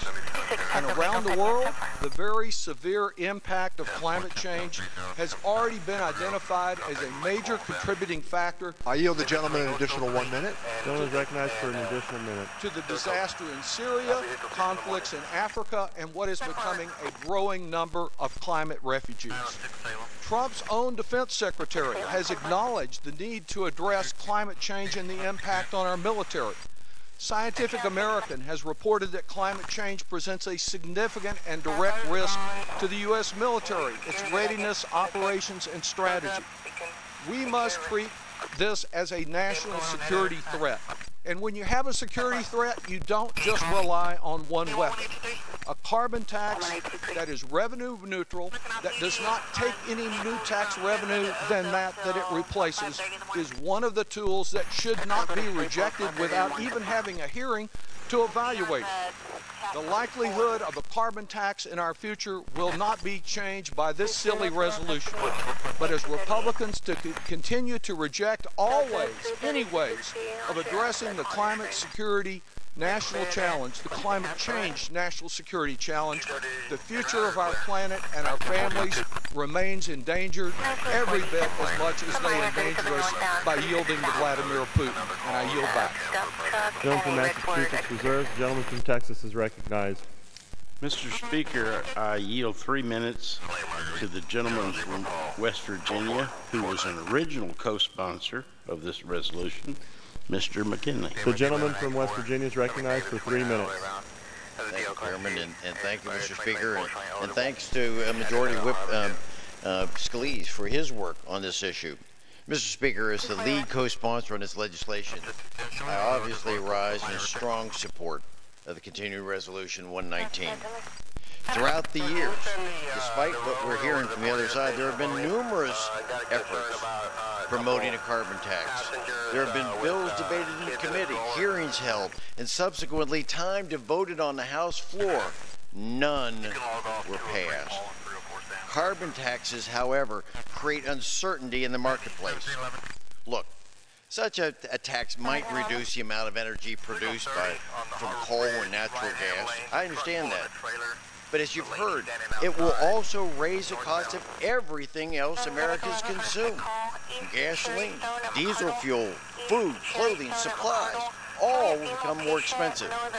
And we heard also the CBO and Stanford studies have warned that the carbon tax is the most regressive tax that could be implemented. And its impact on the poor and the middle class is at a rate of twice others. There's a simple solution, this resolution.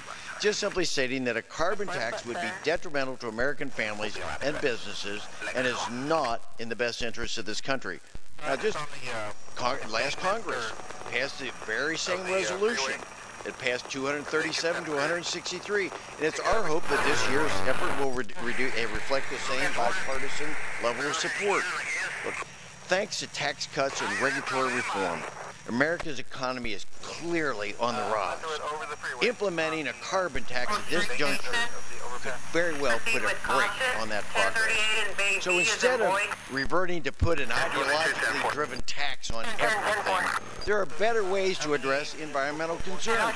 We could invest strategically in research and innovation to develop clean energy technologies like they've been done at Net Power, Petronova, or Longview. We could provide incentives like 45Q to capture and utilize carbon emissions. Or lastly, advance energy efficiency. Mr. Speaker, America doesn't need more taxes. I urge my colleagues to support this resolution and yield back the balance. The gentleman from West Virginia, yield back. The gentleman from Texas, Missouri. The gentleman from Massachusetts is recognized. Mr. Speaker, I reserve the balance of my time. The gentleman from Massachusetts, Missouri. The gentleman from Texas is recognized. Mr. Speaker, I yield 2 minutes to the gentleman from Illinois, Mr. Shields. The gentleman from Illinois is recognized for 2 minutes. You already recognized. Without objection. Thank you, Mr. Speaker, and to my friend Richie Neal. I understand the frustrations of this debate and some of the processes, but this does give us a chance to come down to the floor and just talk about the basic policy of, is a carbon tax good or is it not good? And I can't speak to the process. All I can talk about is the policy. So Congressman Dogger was down here and talking about national security issues, and I deal with this quite a bit in my role as the chair of the Baltic Caucus and doing some NATO Parliamentary Assembly things. Let me just speak briefly about a concern of what a carbon tax does in international energy fights and disbursements. Here I hold a picture, and I wanted to get it on a chart, but I wasn't able to, of an LNG terminal called Independence. Now this terminal is in Lithuania. And they are able to decrease their reliance on Russian natural gas because they built this import terminal. They're able to now have 2 folks in which to import natural gas, thus relieving themselves on being extorted by the Russian Federation. A carbon tax would increase the cost of our imported goods, our exported goods, to countries like Lithuania, making them more susceptible to energy extortion by the Russian Federation. So in an international debate of an energy policy which the Russian Federation does extort. How do I know this? I know this because in the early days of the reestablishment of freedom, a U.S. company bought a refinery in Lithuania. I ask unanimous consent for additional minute. The gentleman is recognized for another minute.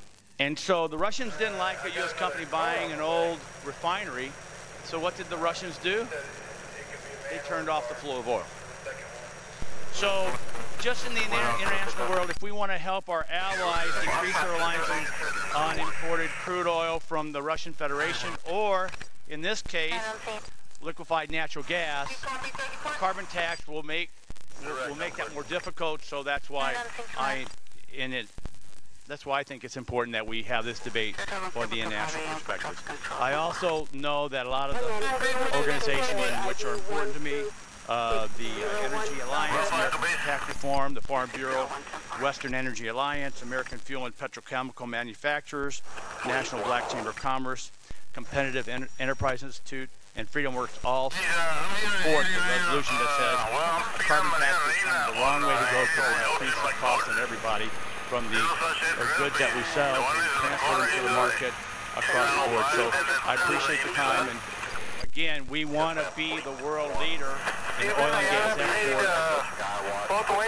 The carbon tax will prohibit us from being able to do that, and I thank you for the time, and I yield back. Gentleman yields back. The gentleman from Texas reserves. The gentleman from Massachusetts is recognized. Thank you, Mr. Speaker. I'm prepared to close whenever the majority. Mr. Speaker, we have no additional speakers, so we'll reserve. The gentleman from Massachusetts is recognized. Thank you, Mr. Speaker. I want to compliment the previous speaker, my friend Mr. Shimkus, on the notion of process, calling up the notion of process.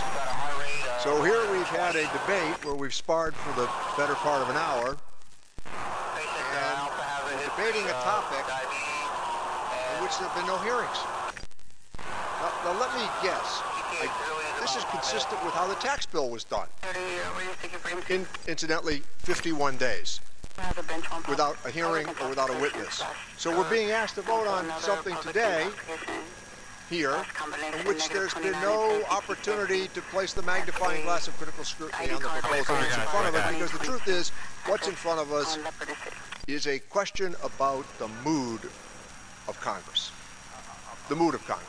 I think all 435 of us could testify to what the mood of Congress is. So I don't think it would be one of the more challenging events that we would confront.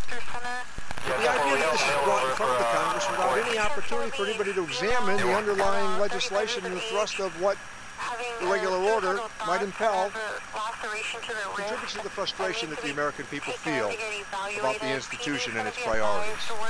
So as we've wrapped up this debate over a piece of legislation that will accomplish zero nothing, it literally does not matter how the vote turns out, because the sole purpose of this resolution is to express once again the mood of Congress. I'm happy to express the mood of Congress anytime that they want. Happy to have a hearing on the mood of Congress if that's what they think might get us to a more sound proposal of energy independence, the use of renewables, but no, instead, they bring up a piece of legislation here that's going to test how we feel about things this morning. I think that the mood we should focus on is the mood of the American people. The people I talk to are under stress, they're tired, they're exhausted from working 1-2 jobs. Labor participation rates at 62.9%, 2 million people with opiate addictions, and I don't know what their mood is as they listen to the discussion that we've had here on this floor. They're anxious about their future. They're feeling squeezed because for years now the economy has been leaving them a little bit further behind. And I say that about wage growth. Wages have flatlined for the better part of almost 13 years in America, and now, even as we see some glimmer of hope, the truth is the cost of gasoline and the cost of inflation is going to stagnate their wages again. So paychecks have been stuck at the same level, and all the things that families need to get by have been getting more and more expensive. Housing, health care, college, child care, utilities. Those bills keep growing, but the salaries somehow don't keep up. Why don't we have a hearing about the mood of people who have not seen any real wage increases? Then we would get a better flavor for the debate that we're having today rather than the mood of Congress on a piece of legislation that has had no hearings and no vetting. So what about a hearing on the mood of our retirement system? What about a hearing on the mood of a child's education? Why don't we begin to talk about some of those issues? Why don't we just have some hearings on some of these issues? Young people are going tens of thousands of dollars into student loan debt just to try to get a decent start in life. What about their mood? Seniors are seeing their fixed income stretched until they break, forcing far too many to choose between paying for their prescription drugs and their groceries. Let's have a hearing on their mood. Parents cope with high child care costs that can eat up most of their paycheck, but the small margin that's left over is important to keep that family going. Let's have a hearing about their mood. The people I talk to, they're not asking for too much.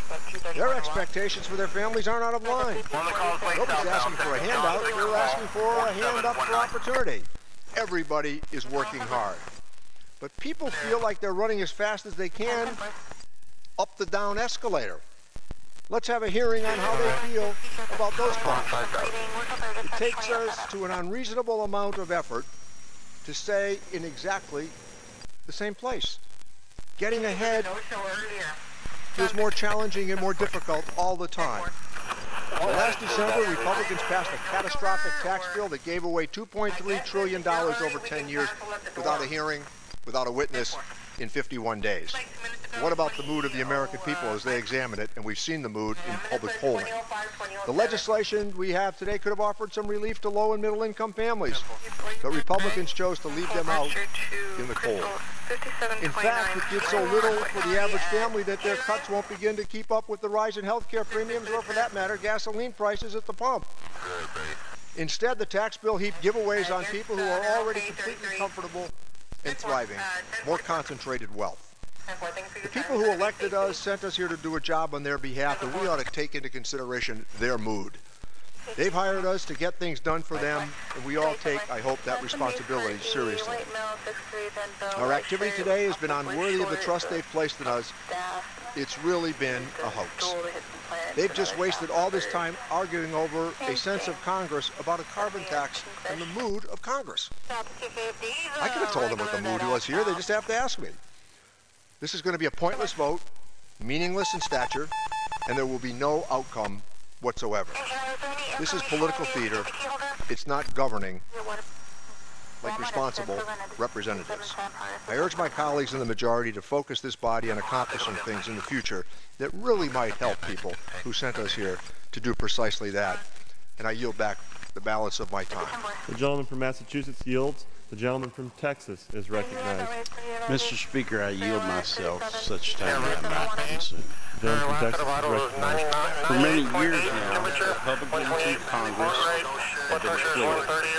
A new standalone carbon tax will raise consumer costs and hurt the economy. It is not a solution to any challenge, but rather it would create additional challenges. American businesses and workers in the industry are targeted by a carbon tax, and they will suffer economically under such a policy. They are just now recovering from the recession that we went in, and they're just now, because the tax bill that was passed this past year, just now beginning to see a brighter economic future. We should not debate putting new obstacles in front of them at this time. Together we should be focused on working to advance policies that hold down energy costs, improve the U.S. economy, its GDP, and create jobs. That is what we did last year, and that's what we're doing today. Mr. Speaker, I thank you, and I yield the remainder of my time. Gentleman from Texas yields back his time. All time for debate has expired, and pursuant to House Resolution 1001, the previous question is ordered. The question is adoption of the concurrent resolution. Those in favor say aye. Those opposed say no. The ayes have it, and the concurrent resolution is agreed to. And without objection, the motion to reconsider is on the table. The gentleman from Texas is recognized. I ask for the yeas and nays. The yeas and nays are requested. Those favoring a vote by the yeas and nays will rise. A sufficient number having risen, the yeas and nays are ordered. Members will record their votes by electronic device. This is a 15-minute vote. It's going to be a 33-year-old male, conscious, difficulty breathing, also being updated, working up EMS 1 at 2016. Contact is Alexandria. Road at 2532 Mary. Road 820, 10-4. It's the last legislative day of the week for the U.S. House that just wrapped up debate on a resolution that states a carbon tax would be harmful to the economy. Voting on that now. We also expect them to wrap up work on 2019 spending, a measure combining spending for the Interior and the Treasury Department, including EPA, the IRS, and other agencies. The Senate's also in session this morning, working on the nomination of Ryan Bounds to be a judge on the U.S. Ninth Circuit. News reports also say that Senators Flake and Coons may try to pass their resolution supporting the intelligence community's findings on Russian election interference. Follow the Senate this morning over on C-SPAN 2. And as this 15-minute vote continues, we'll bring you a Pentagon briefing from earlier this morning. Good morning, everyone. This briefing should last approximately 45 minutes. Today, we have the commander, General Joseph L. Votel, the commander of U.S. Central Command, to provide an update on U.S. Central Command's mission. Sir, the floor is yours. Thanks, Kate. Appreciate it. And good morning to everyone. I appreciate the opportunity to provide an update on U.S. military activities in the Central Command area of responsibility, particularly as they relate to our South Asia strategy and the ongoing campaign to defeat ISIS in Iraq and Syria. At the conclusion of my brief remarks, I'll be happy to answer as many questions as time will allow. While I'm here to tell you our efforts in Afghanistan are showing progress, it is important to highlight that much work and fighting remains. The Afghan security forces are improving, but require time and support to contend with both Taliban and Islamic State fighters. They are fighting and they are taking casualties, but they are also very offensive-minded, inflicting losses on the Taliban and ISIS-K daily while expanding their capabilities and proficiency every day. There is cause for cautious optimism and evidence that the President's South Asia strategy is working. The most dramatic evidence of this was manifested recently when our conditions-based approach allowed President Ghani and the Afghan National Defense and Security Forces to set the conditions for the first ever nationwide ceasefire. Although the ceasefire was temporary, all parties respected the terms and there were no recorded breaches. The ceasefire demonstrated the increased desire for peace not only from the Afghan people, but also from the belligerents in the conflict. We saw numerous instances of this during the ceasefire, and we have seen many since its conclusion, even in the midst of ongoing combat operations. Our campaign approach of increasing military pressure provided the time and space for diplomatic and social pressure to pursue this opportunity. Examples of other ongoing military pressure include increased kinetic strikes in support of the Afghan National Defense and Security Forces, targeting of Taliban revenue generation mechanisms, and making great progress in expanding our train, advise, and assist missions. All 6 Afghan National Army Corps have been frequently engaged in offensive operations simultaneously, and at one point this spring, they were conducting offensive operations in 13 of Afghan's 34 provinces at the same time. This is testament to the great work by not only our forces, but also others in the NATO-led coalition. The Afghan National Defense and Security Forces are orchestrating unprecedented reorganization this year, moving over 30,000 border police and Afghan National Civil Order Police from the Ministry of the Interior to the Ministry of Defense, and initiating a territorial army project for long-term local security. Through implementation of the inherent law, they are replacing older leadership with a new generation of Afghan officers and commanders whose principal experience is driven by their relationship with the United States and other coalition forces, and in association with our modern military education, training models and practices. And despite the security challenges, the Afghans persisted in registering nearly 9 million people for the upcoming parliamentary election, 70% of the eligible voters. Since the Afghans took the lead for their own security in August of 2014, we have seen strong, continued international support for the Resolute Support Mission.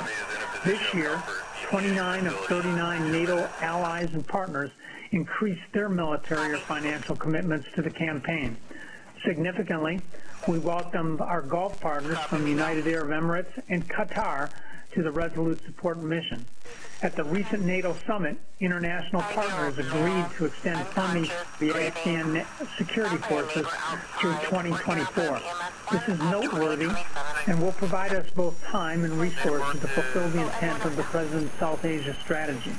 And while this is a conditions-based approach, we and our Afghan partners are moving forward with a sense of urgency and purpose to ensure that we don't miss the opportunities that are being afforded by this continued support from the international community, or that have been created on the ground through activities like the recent ceasefire. Overall, Resolute Support has observed remarkable changes in the environment, largely driven by the new strategy. The Afghan people and many Taliban feel more ready for peace, as evidenced by peace marches, local and international religious ulama condemnations of the insurgency, broad diplomatic support for the Afghan-owned peace process, and of course the ceasefire that I mentioned earlier. This is a South Asia strategy, and cooperation with Pakistan remains key to accomplishing the overall objective of a durable political settlement in Afghanistan.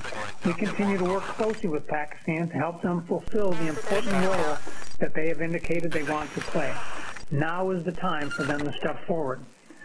In our campaign to defeat ISIS, our center of gravity remains our coalition network of allies and partner nations. Without them, we are unable to achieve the pressure against ISIS that is required for their defeat. The Defeat ISIS coalition of 77 nations and international organizations remain committed to achieving the lasting defeat of ISIS and its pervasive and negative ideology. In Iraq, Iraqi security forces recently marked the one-year anniversary of the liberation of Mosul from ISIS, a liberation that they completely led.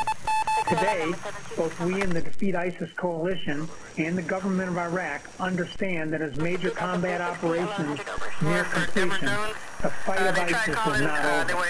We must work with our Iraqi partners to set the conditions that will prevent their resurgence. We recently witnessed a very successful operation concluded this week involving the Ministry of Interior, Federal Police, and the Peshmerga operating together to eliminate presence of ISIS in an area between their forces. With the newly elected government of Iraq taking shape, we will continue our efforts to support the Iraqi security forces in their transition from major combat operations to the wide area security force that the Iraqi people want and deserve, and that will be necessary to consolidate their hard-won gains. The addition of the complementary NATO training mission Iraq, which will achieve operating capability this fall, will be key to this effort. In Syria, the coalition and our partners on the ground, the Syrian Democratic Forces, are making steady progress. This week's liberation of the Dashish area along the Iraq-Syria border is an important milestone. But military success against ISIS requires continued international cooperation to promote regional security and stability and identify governance, security, and economic solutions that will ensure the lasting defeat of ISIS. As I've mentioned previously, consolidation of our military gains is perhaps the most important and oftentimes most difficult aspect of our campaign. It is the phase of the campaign that we are quickly moving toward now. There is certainly more fighting to do, but I am confident our partners and the coalition will prevail in this. Ultimately, we must set the conditions for an appropriate political solution as specified by the United Nations Security Council Resolution 2254 and a UN-led political process. As the defeat of ISIS in Syria becomes more imminent, the other long-standing underlying issues that have led to Syria's instability are coming back to prominence. Russia's support and protection has allowed the Syrian regime to escape full accountability for their use of chemical weapons and the horrendous violence against their own people, and has exacerbated the human suffering for hundreds of thousands in the western part of the country in particular. We do continue our communication and deconfliction with Russian Federation commanders to ensure safety of our forces and compliance with our U.S. international obligations. This continues to be a largely professional military exchange. Iran's continued malign presence in pursuit of their unilateral objectives threaten not only Syria, but Syria's neighbors, and prolongs resolution of the conflict.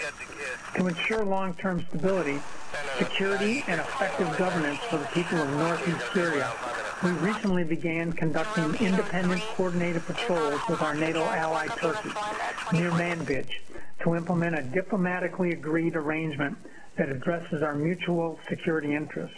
As part of the diplomatic roadmap, we will soon begin the necessary training to conduct joint combined patrols along portions of the demarcation line in this extremely complex environment. Let me close today by acknowledging the sacrifices that not only our American forces have made in these theaters, but also those of our coalition partners, and particularly the Afghan and Iraqi security forces and our partners in northeast Syria. We don't for a minute minimize the continued risk and danger that all of our forces are exposed to as we pursue our common objective. Specifically this morning, our thoughts go out to the 4 American service members and their families and units who lost their lives in the last week in the CENTCOM AOR, 2 of them from combat actions. I understand that there are many areas of interest in this very dynamic and complex region that I cannot cover in a short statement such as this. So at this point, I'll be happy to answer any questions that you might have. Okay. Sure, thank you very much. For all questions that we're about to go through, please provide your full name and agency for the outlying station to be tracking, as well as, due to the limited time that we have, no more than 2 follow-up questions each. We'll start off with Bob. Sheriff Morales and Bob Burns from AP. You mentioned Russian involvement, Russian activity in Syria. Can you say what, if any, arrangements you've been advised of through your chain of command about U.S.-Russian agreements on Syria as a result of the Helsinki summit? Thanks, Bob. For us right now, it's kind of steady as she goes. We have received no further direction than we've currently been operating under, and as I mentioned in my remarks, we continue our communication and deconfliction with the Russian Federation commanders to ensure protection of our forces, of our respective forces, and to meet our obligations. But we have received no specific direction at this point. And as I mentioned in my remarks, we continue our communication and deconfliction with the Russian Federation commanders to ensure protection of our forces, of our respective forces, and to meet our obligations. But we have received no specific direction at this point. Thank you. Yeah. Lori Milroy, Kurdistan 24. Thank you, sir, very much for this. I have a question about you mentioned the combined operation earlier this week between the Peshmerga and the Iraqi security forces. Are you concerned about the Iraqi government's ability to control those areas and prevent the reemergence of the ISIS, particularly in light of the diversion of counterterrorism forces further south to deal with the protests in Iraq? Thanks for your question. No, I'm not particularly concerned about this, and I think this week's very successful operation between the federal police and the Peshmerga, I think, is illustrative of this. They went through a very deliberate planning process for this. The coalition was able to be in a position where we could help and facilitate that. And then when it became time to execute, they executed with I think a level of professionalism here. So I think this bodes well, and I think this is a good development. We are certainly aware, and as we've always talked about, as ISIS was pushed out of these areas and lost their ability to govern and exert their sway over the population, that they would return to some of their more traditional terrorist type tactics, and we certainly see that in some localized areas. I'm not ready to declare that an ISIS comeback or a resurgence at this particular point. It's certainly something that we are talking about with our Iraqi security force partners. They are very well aware of it, and they continue to address that, as they continue to address other security situations that are developing around the country, as you just cited. Ultimately, I would just add that the key to all of this is our stabilization efforts. And being able to pursue operations between the Peshmerga and the Iraqi security forces in the future. Well, I think we certainly hope there will be. These are always very good confidence-building measures here, and so confidence begets confidence, and it allows us to move forward in these areas. So I hope that we will. A successful operation this week where they jointly operated together, cooperated, collaborated quite well. I think sends the right signals, and I think it does create the conditions that allow these two elements of the Iraqi security forces to work together effectively in the future. So Tom Bowman with NPR. General, I wanted to get back to the Helsinki agreement. The Russians are saying that there'll be cooperation with the U.S. No sense of what exactly that means. I'm just wondering, do you think you can cooperate with the Russians, since you seem to be working at cross purposes? They're going after anti-Assad rebels, you're going after ISIS. And secondly, is what I understand, since 2014, when Russia grabbed Crimea, the U.S. military has been prohibited by law from cooperating with the Russians. So talk about that kind of a hurdle. And if that's the case, is this going to be a State Department cooperation with the Russians as opposed to the military? Yeah, thanks, Tom. First off, let me just reiterate that no new guidance for me as a result of the Helsinki discussions as of yet, and we remain in very good communications with the department here, and when that time comes, we'll certainly respond to it. It is true, the National Defense Authorization Act as a law prohibits us from coordinating, synchronizing, collaborating with the Russian forces, so that does guide our activities. As I've described for you, the nature of our interactions with Russian Federation commanders is in the area of deconfliction and communication. And the principal purpose of that is ensuring safety of our forces, safety of flight, safety of our aircraft and our people on the ground, and ensuring that we are operating in accordance with our international obligations. So that is the extent to which we have been communicating and deconflicting with the Russians. And as I've indicated to you, this as a professional military, this has remained a professional interchange with them in these particular areas. So I'm not sure I won't speculate on other things that we might do or might be done outside of CENTCOM here. But for us, steady as she goes.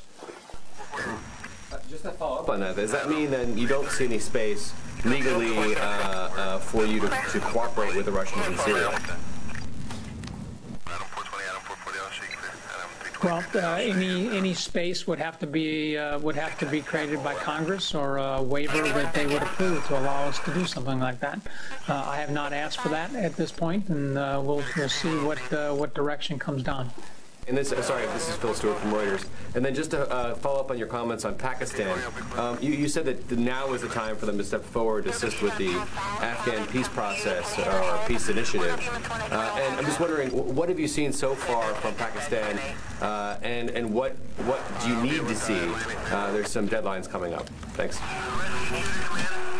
Yeah, thanks. So, you know, we remain, I maintain a very robust relationship with my counterpart, the Chief of Army Staff. We talk frequently, virtually every week, and that has persisted for a long period of time. I'm certainly not the only one that is communicating to them. There are others throughout this, but it's important to continue to talk. And as I've highlighted in my remarks here, we are seeing some very unprecedented and unique opportunities, most recently created by the ceasefire. And we've seen certainly the thirst of the Afghan people, and I would extend that to some of the belligerents here, for peace.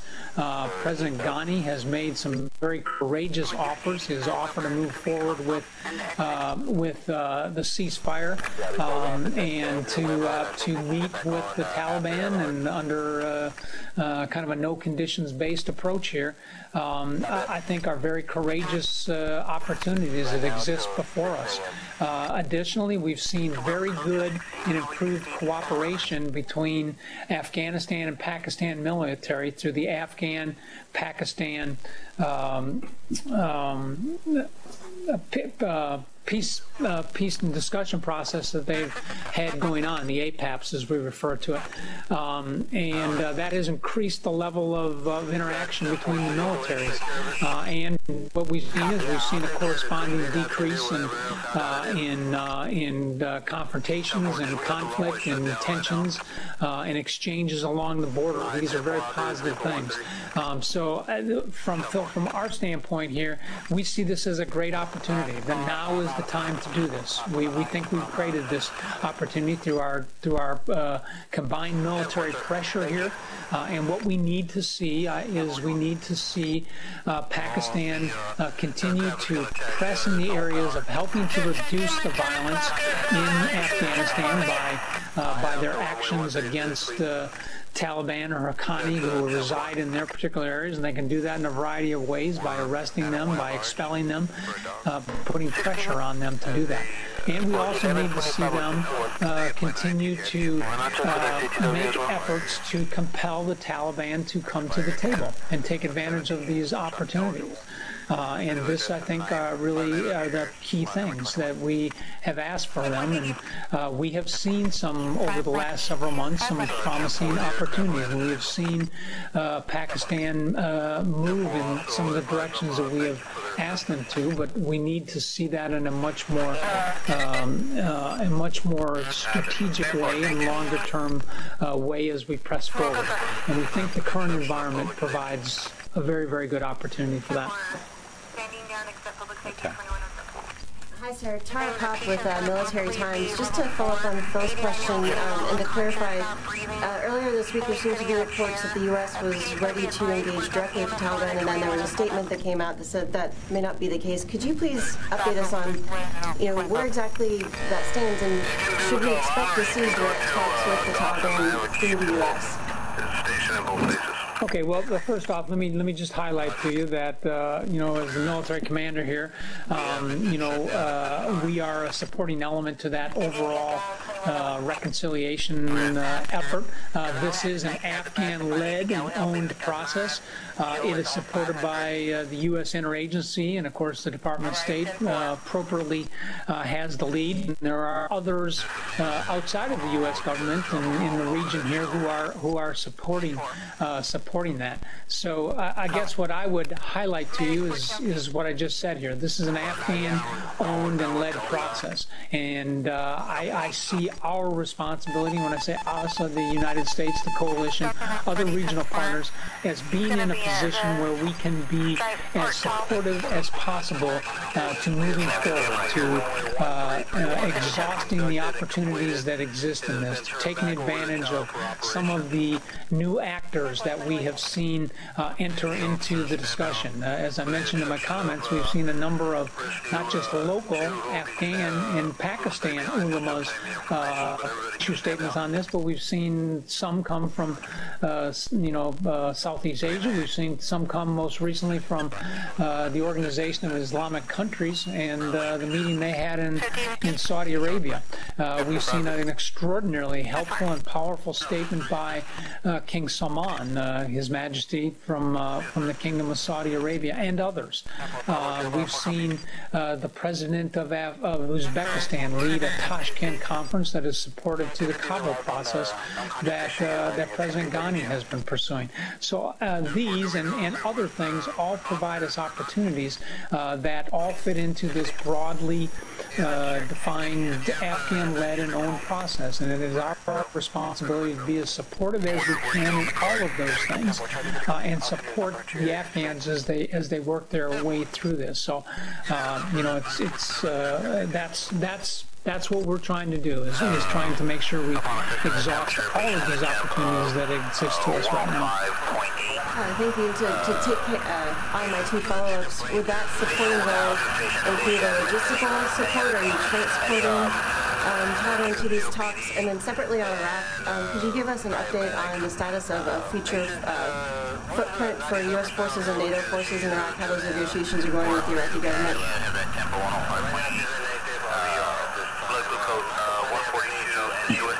So, we'll see. We haven't had any particular requests of the nature that you just mentioned, the logistics stuff there. There's certainly nothing we can't consider. We'll look at everything that's asked of us and ensure that it's being done in accordance with our policy and with the full knowledge of the leadership as we move forward. But again, our objective is to be as supportive as we can. Your other question, I just want to make sure I understand. If you could just state it again, please. Sure. Moving forward to maybe a more permanent presence or a more supporting presence in Iraq, what sort of negotiations are going on with the Iraqi government now for a future U.S./NATO footprint there? Let me just address the NATO piece here. Obviously, we're obviously very, very supportive of that. The government of Iraq has been very, very supportive of this, and this initiative, which largely grew out of our Secretary of Defense and the Secretary General of NATO, I think is something that we see as very complementary to our efforts here, and I think that will have an impact on the institutional development of the Iraqi security forces and help with some of the ongoing security sector reform efforts that have been underway that the Iraqis have largely diagnosed for themselves. So I think that it will be good. My observation as being someone who's in a supporting role to all of that is that that is going well. It is on track, on pace with where we want it to be. With respect to continuing the coalition presence, the U.S. and coalition presence in Iraq, this, of course, has been a long-standing discussion with our Iraqi partners. As the government goes through its formation right now, we have seen no indications that have made any changes to any of the things that we previously have talked about. And of course, 229, the nays are 180, and 2 voted present. The concurrent resolution is adopted without objection. The motion to reconsider is laid on the table.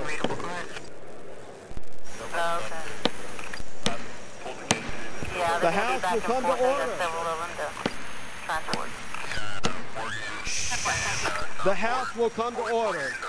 Please clear the aisles and remove your conversation from the floor. The House will come to order. Of 2 bench warrants for public intoxication/drug. Negative 29 TCIC, NCIC. Pursuant to Clause 1C of Rule 19, further consideration of H.R. 6147 will now resume. The clerk will report the title. A bill making appropriations for the Department of the Interior, Environment, and related agencies for the fiscal year ending September 30th, 2019, and for other purposes. For what purpose is the gentleman from Illinois seek recognition? I have a motion to recommit at the desk. Is the gentleman opposed to the bill? I am opposed. Speaker. Mr. Speaker. The clerk will suspend. Mr. Speaker. For what purpose is the gentleman from Mr. Speaker, I reserve a point of order on the motion. Clerk orders is reserved. Clerk will report. Mr. Quigley of Illinois moves to recommit the bill H.R. 6147 to the Committee on Appropriations with instructions to report the same back to the House forthwith with the following amendment. Page 151, line 10, after the dollar amount pertaining to the Fund for America's Kids and Grandkids, insert reduced by $380 million. Page 215, line 15, after the dollar amount pertaining to the Election Assistance Commission, insert increase by $380 million. The House will come to order. Please remove your conversations from the floor. The gentleman from Illinois is recognized for 5 minutes. Thank you, Speaker. This is the final amendment to the bill, which will not kill the bill or send it back to committee. If adopted, the bill will be immediately proceed to the final passage as amended. The Russians attacked our democracy. They will be back, and we are not ready. The President is unwilling to meet this challenge, but we must be willing to meet this challenge. The last time our electoral process was called into question post-Bush-Gore, this government spent $3.5 billion to upgrade our election system because we treasured the integrity of our democracy. I hope we still do. Earlier this year, we appropriated $380 million to the Election Assistance Commission to provide grants for training, equipment, and software to help states fortify and protect our election systems. This amendment appropriates an additional $380 million to grants to continue to improve those defenses because our election infrastructure remains outdated, low-tech, and nowhere where it needs to be to prevent future intrusions. The lead up to the 2016 elections, the Russians targeted the election systems of at least 21 states and as many as 39.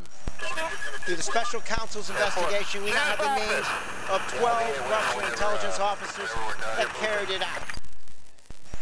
When President Trump was given the opportunity to challenge President Putin in Helsinki this week, he instead condemned his own intelligence agencies while praising the Russian president.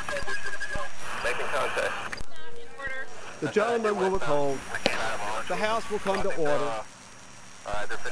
Please remove your conversations from the floor. It was embarrassing. The gentleman will resume. Thank you. It was embarrassing. It was un-American, and it was a clear sign from the president that he will continue to stand by as President Putin orchestrates additional attacks on our democracy. This latest episode of capitulation to the Russians was a step too far. ID card only that expired in 2015. Tweets will not stop the Russians. This moment demands action. The Director of National Intelligence, Dan Coates, recently confirmed that the Russians continue to target our elections. 42 states continue to use outdated voting machines susceptible to cyber intrusions. 13 states continue to use voting machines that fail to produce a paper ballot or record. The overwhelming demand for assistance is there. The EAC issued a public announcement just 3 days ago that every single state and eligible territory has requested grant funding, with almost 90% of the existing funds already transferred out. The amount distributed is only a fraction of what the States need.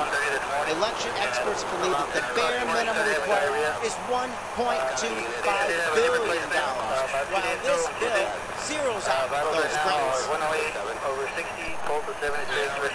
The gentleman was told the House will come to order. Please remove your conversation from the floor of the House and clear the aisle. The gentleman may resume. We now have the chance to do the right thing. Equipped with the new revelations from the Mueller investigation and the realization that President Trump will do absolutely nothing to defend our election systems from foreign interference, with Russia attempting to cast doubt, uncertainty, and suspicion over the integrity of our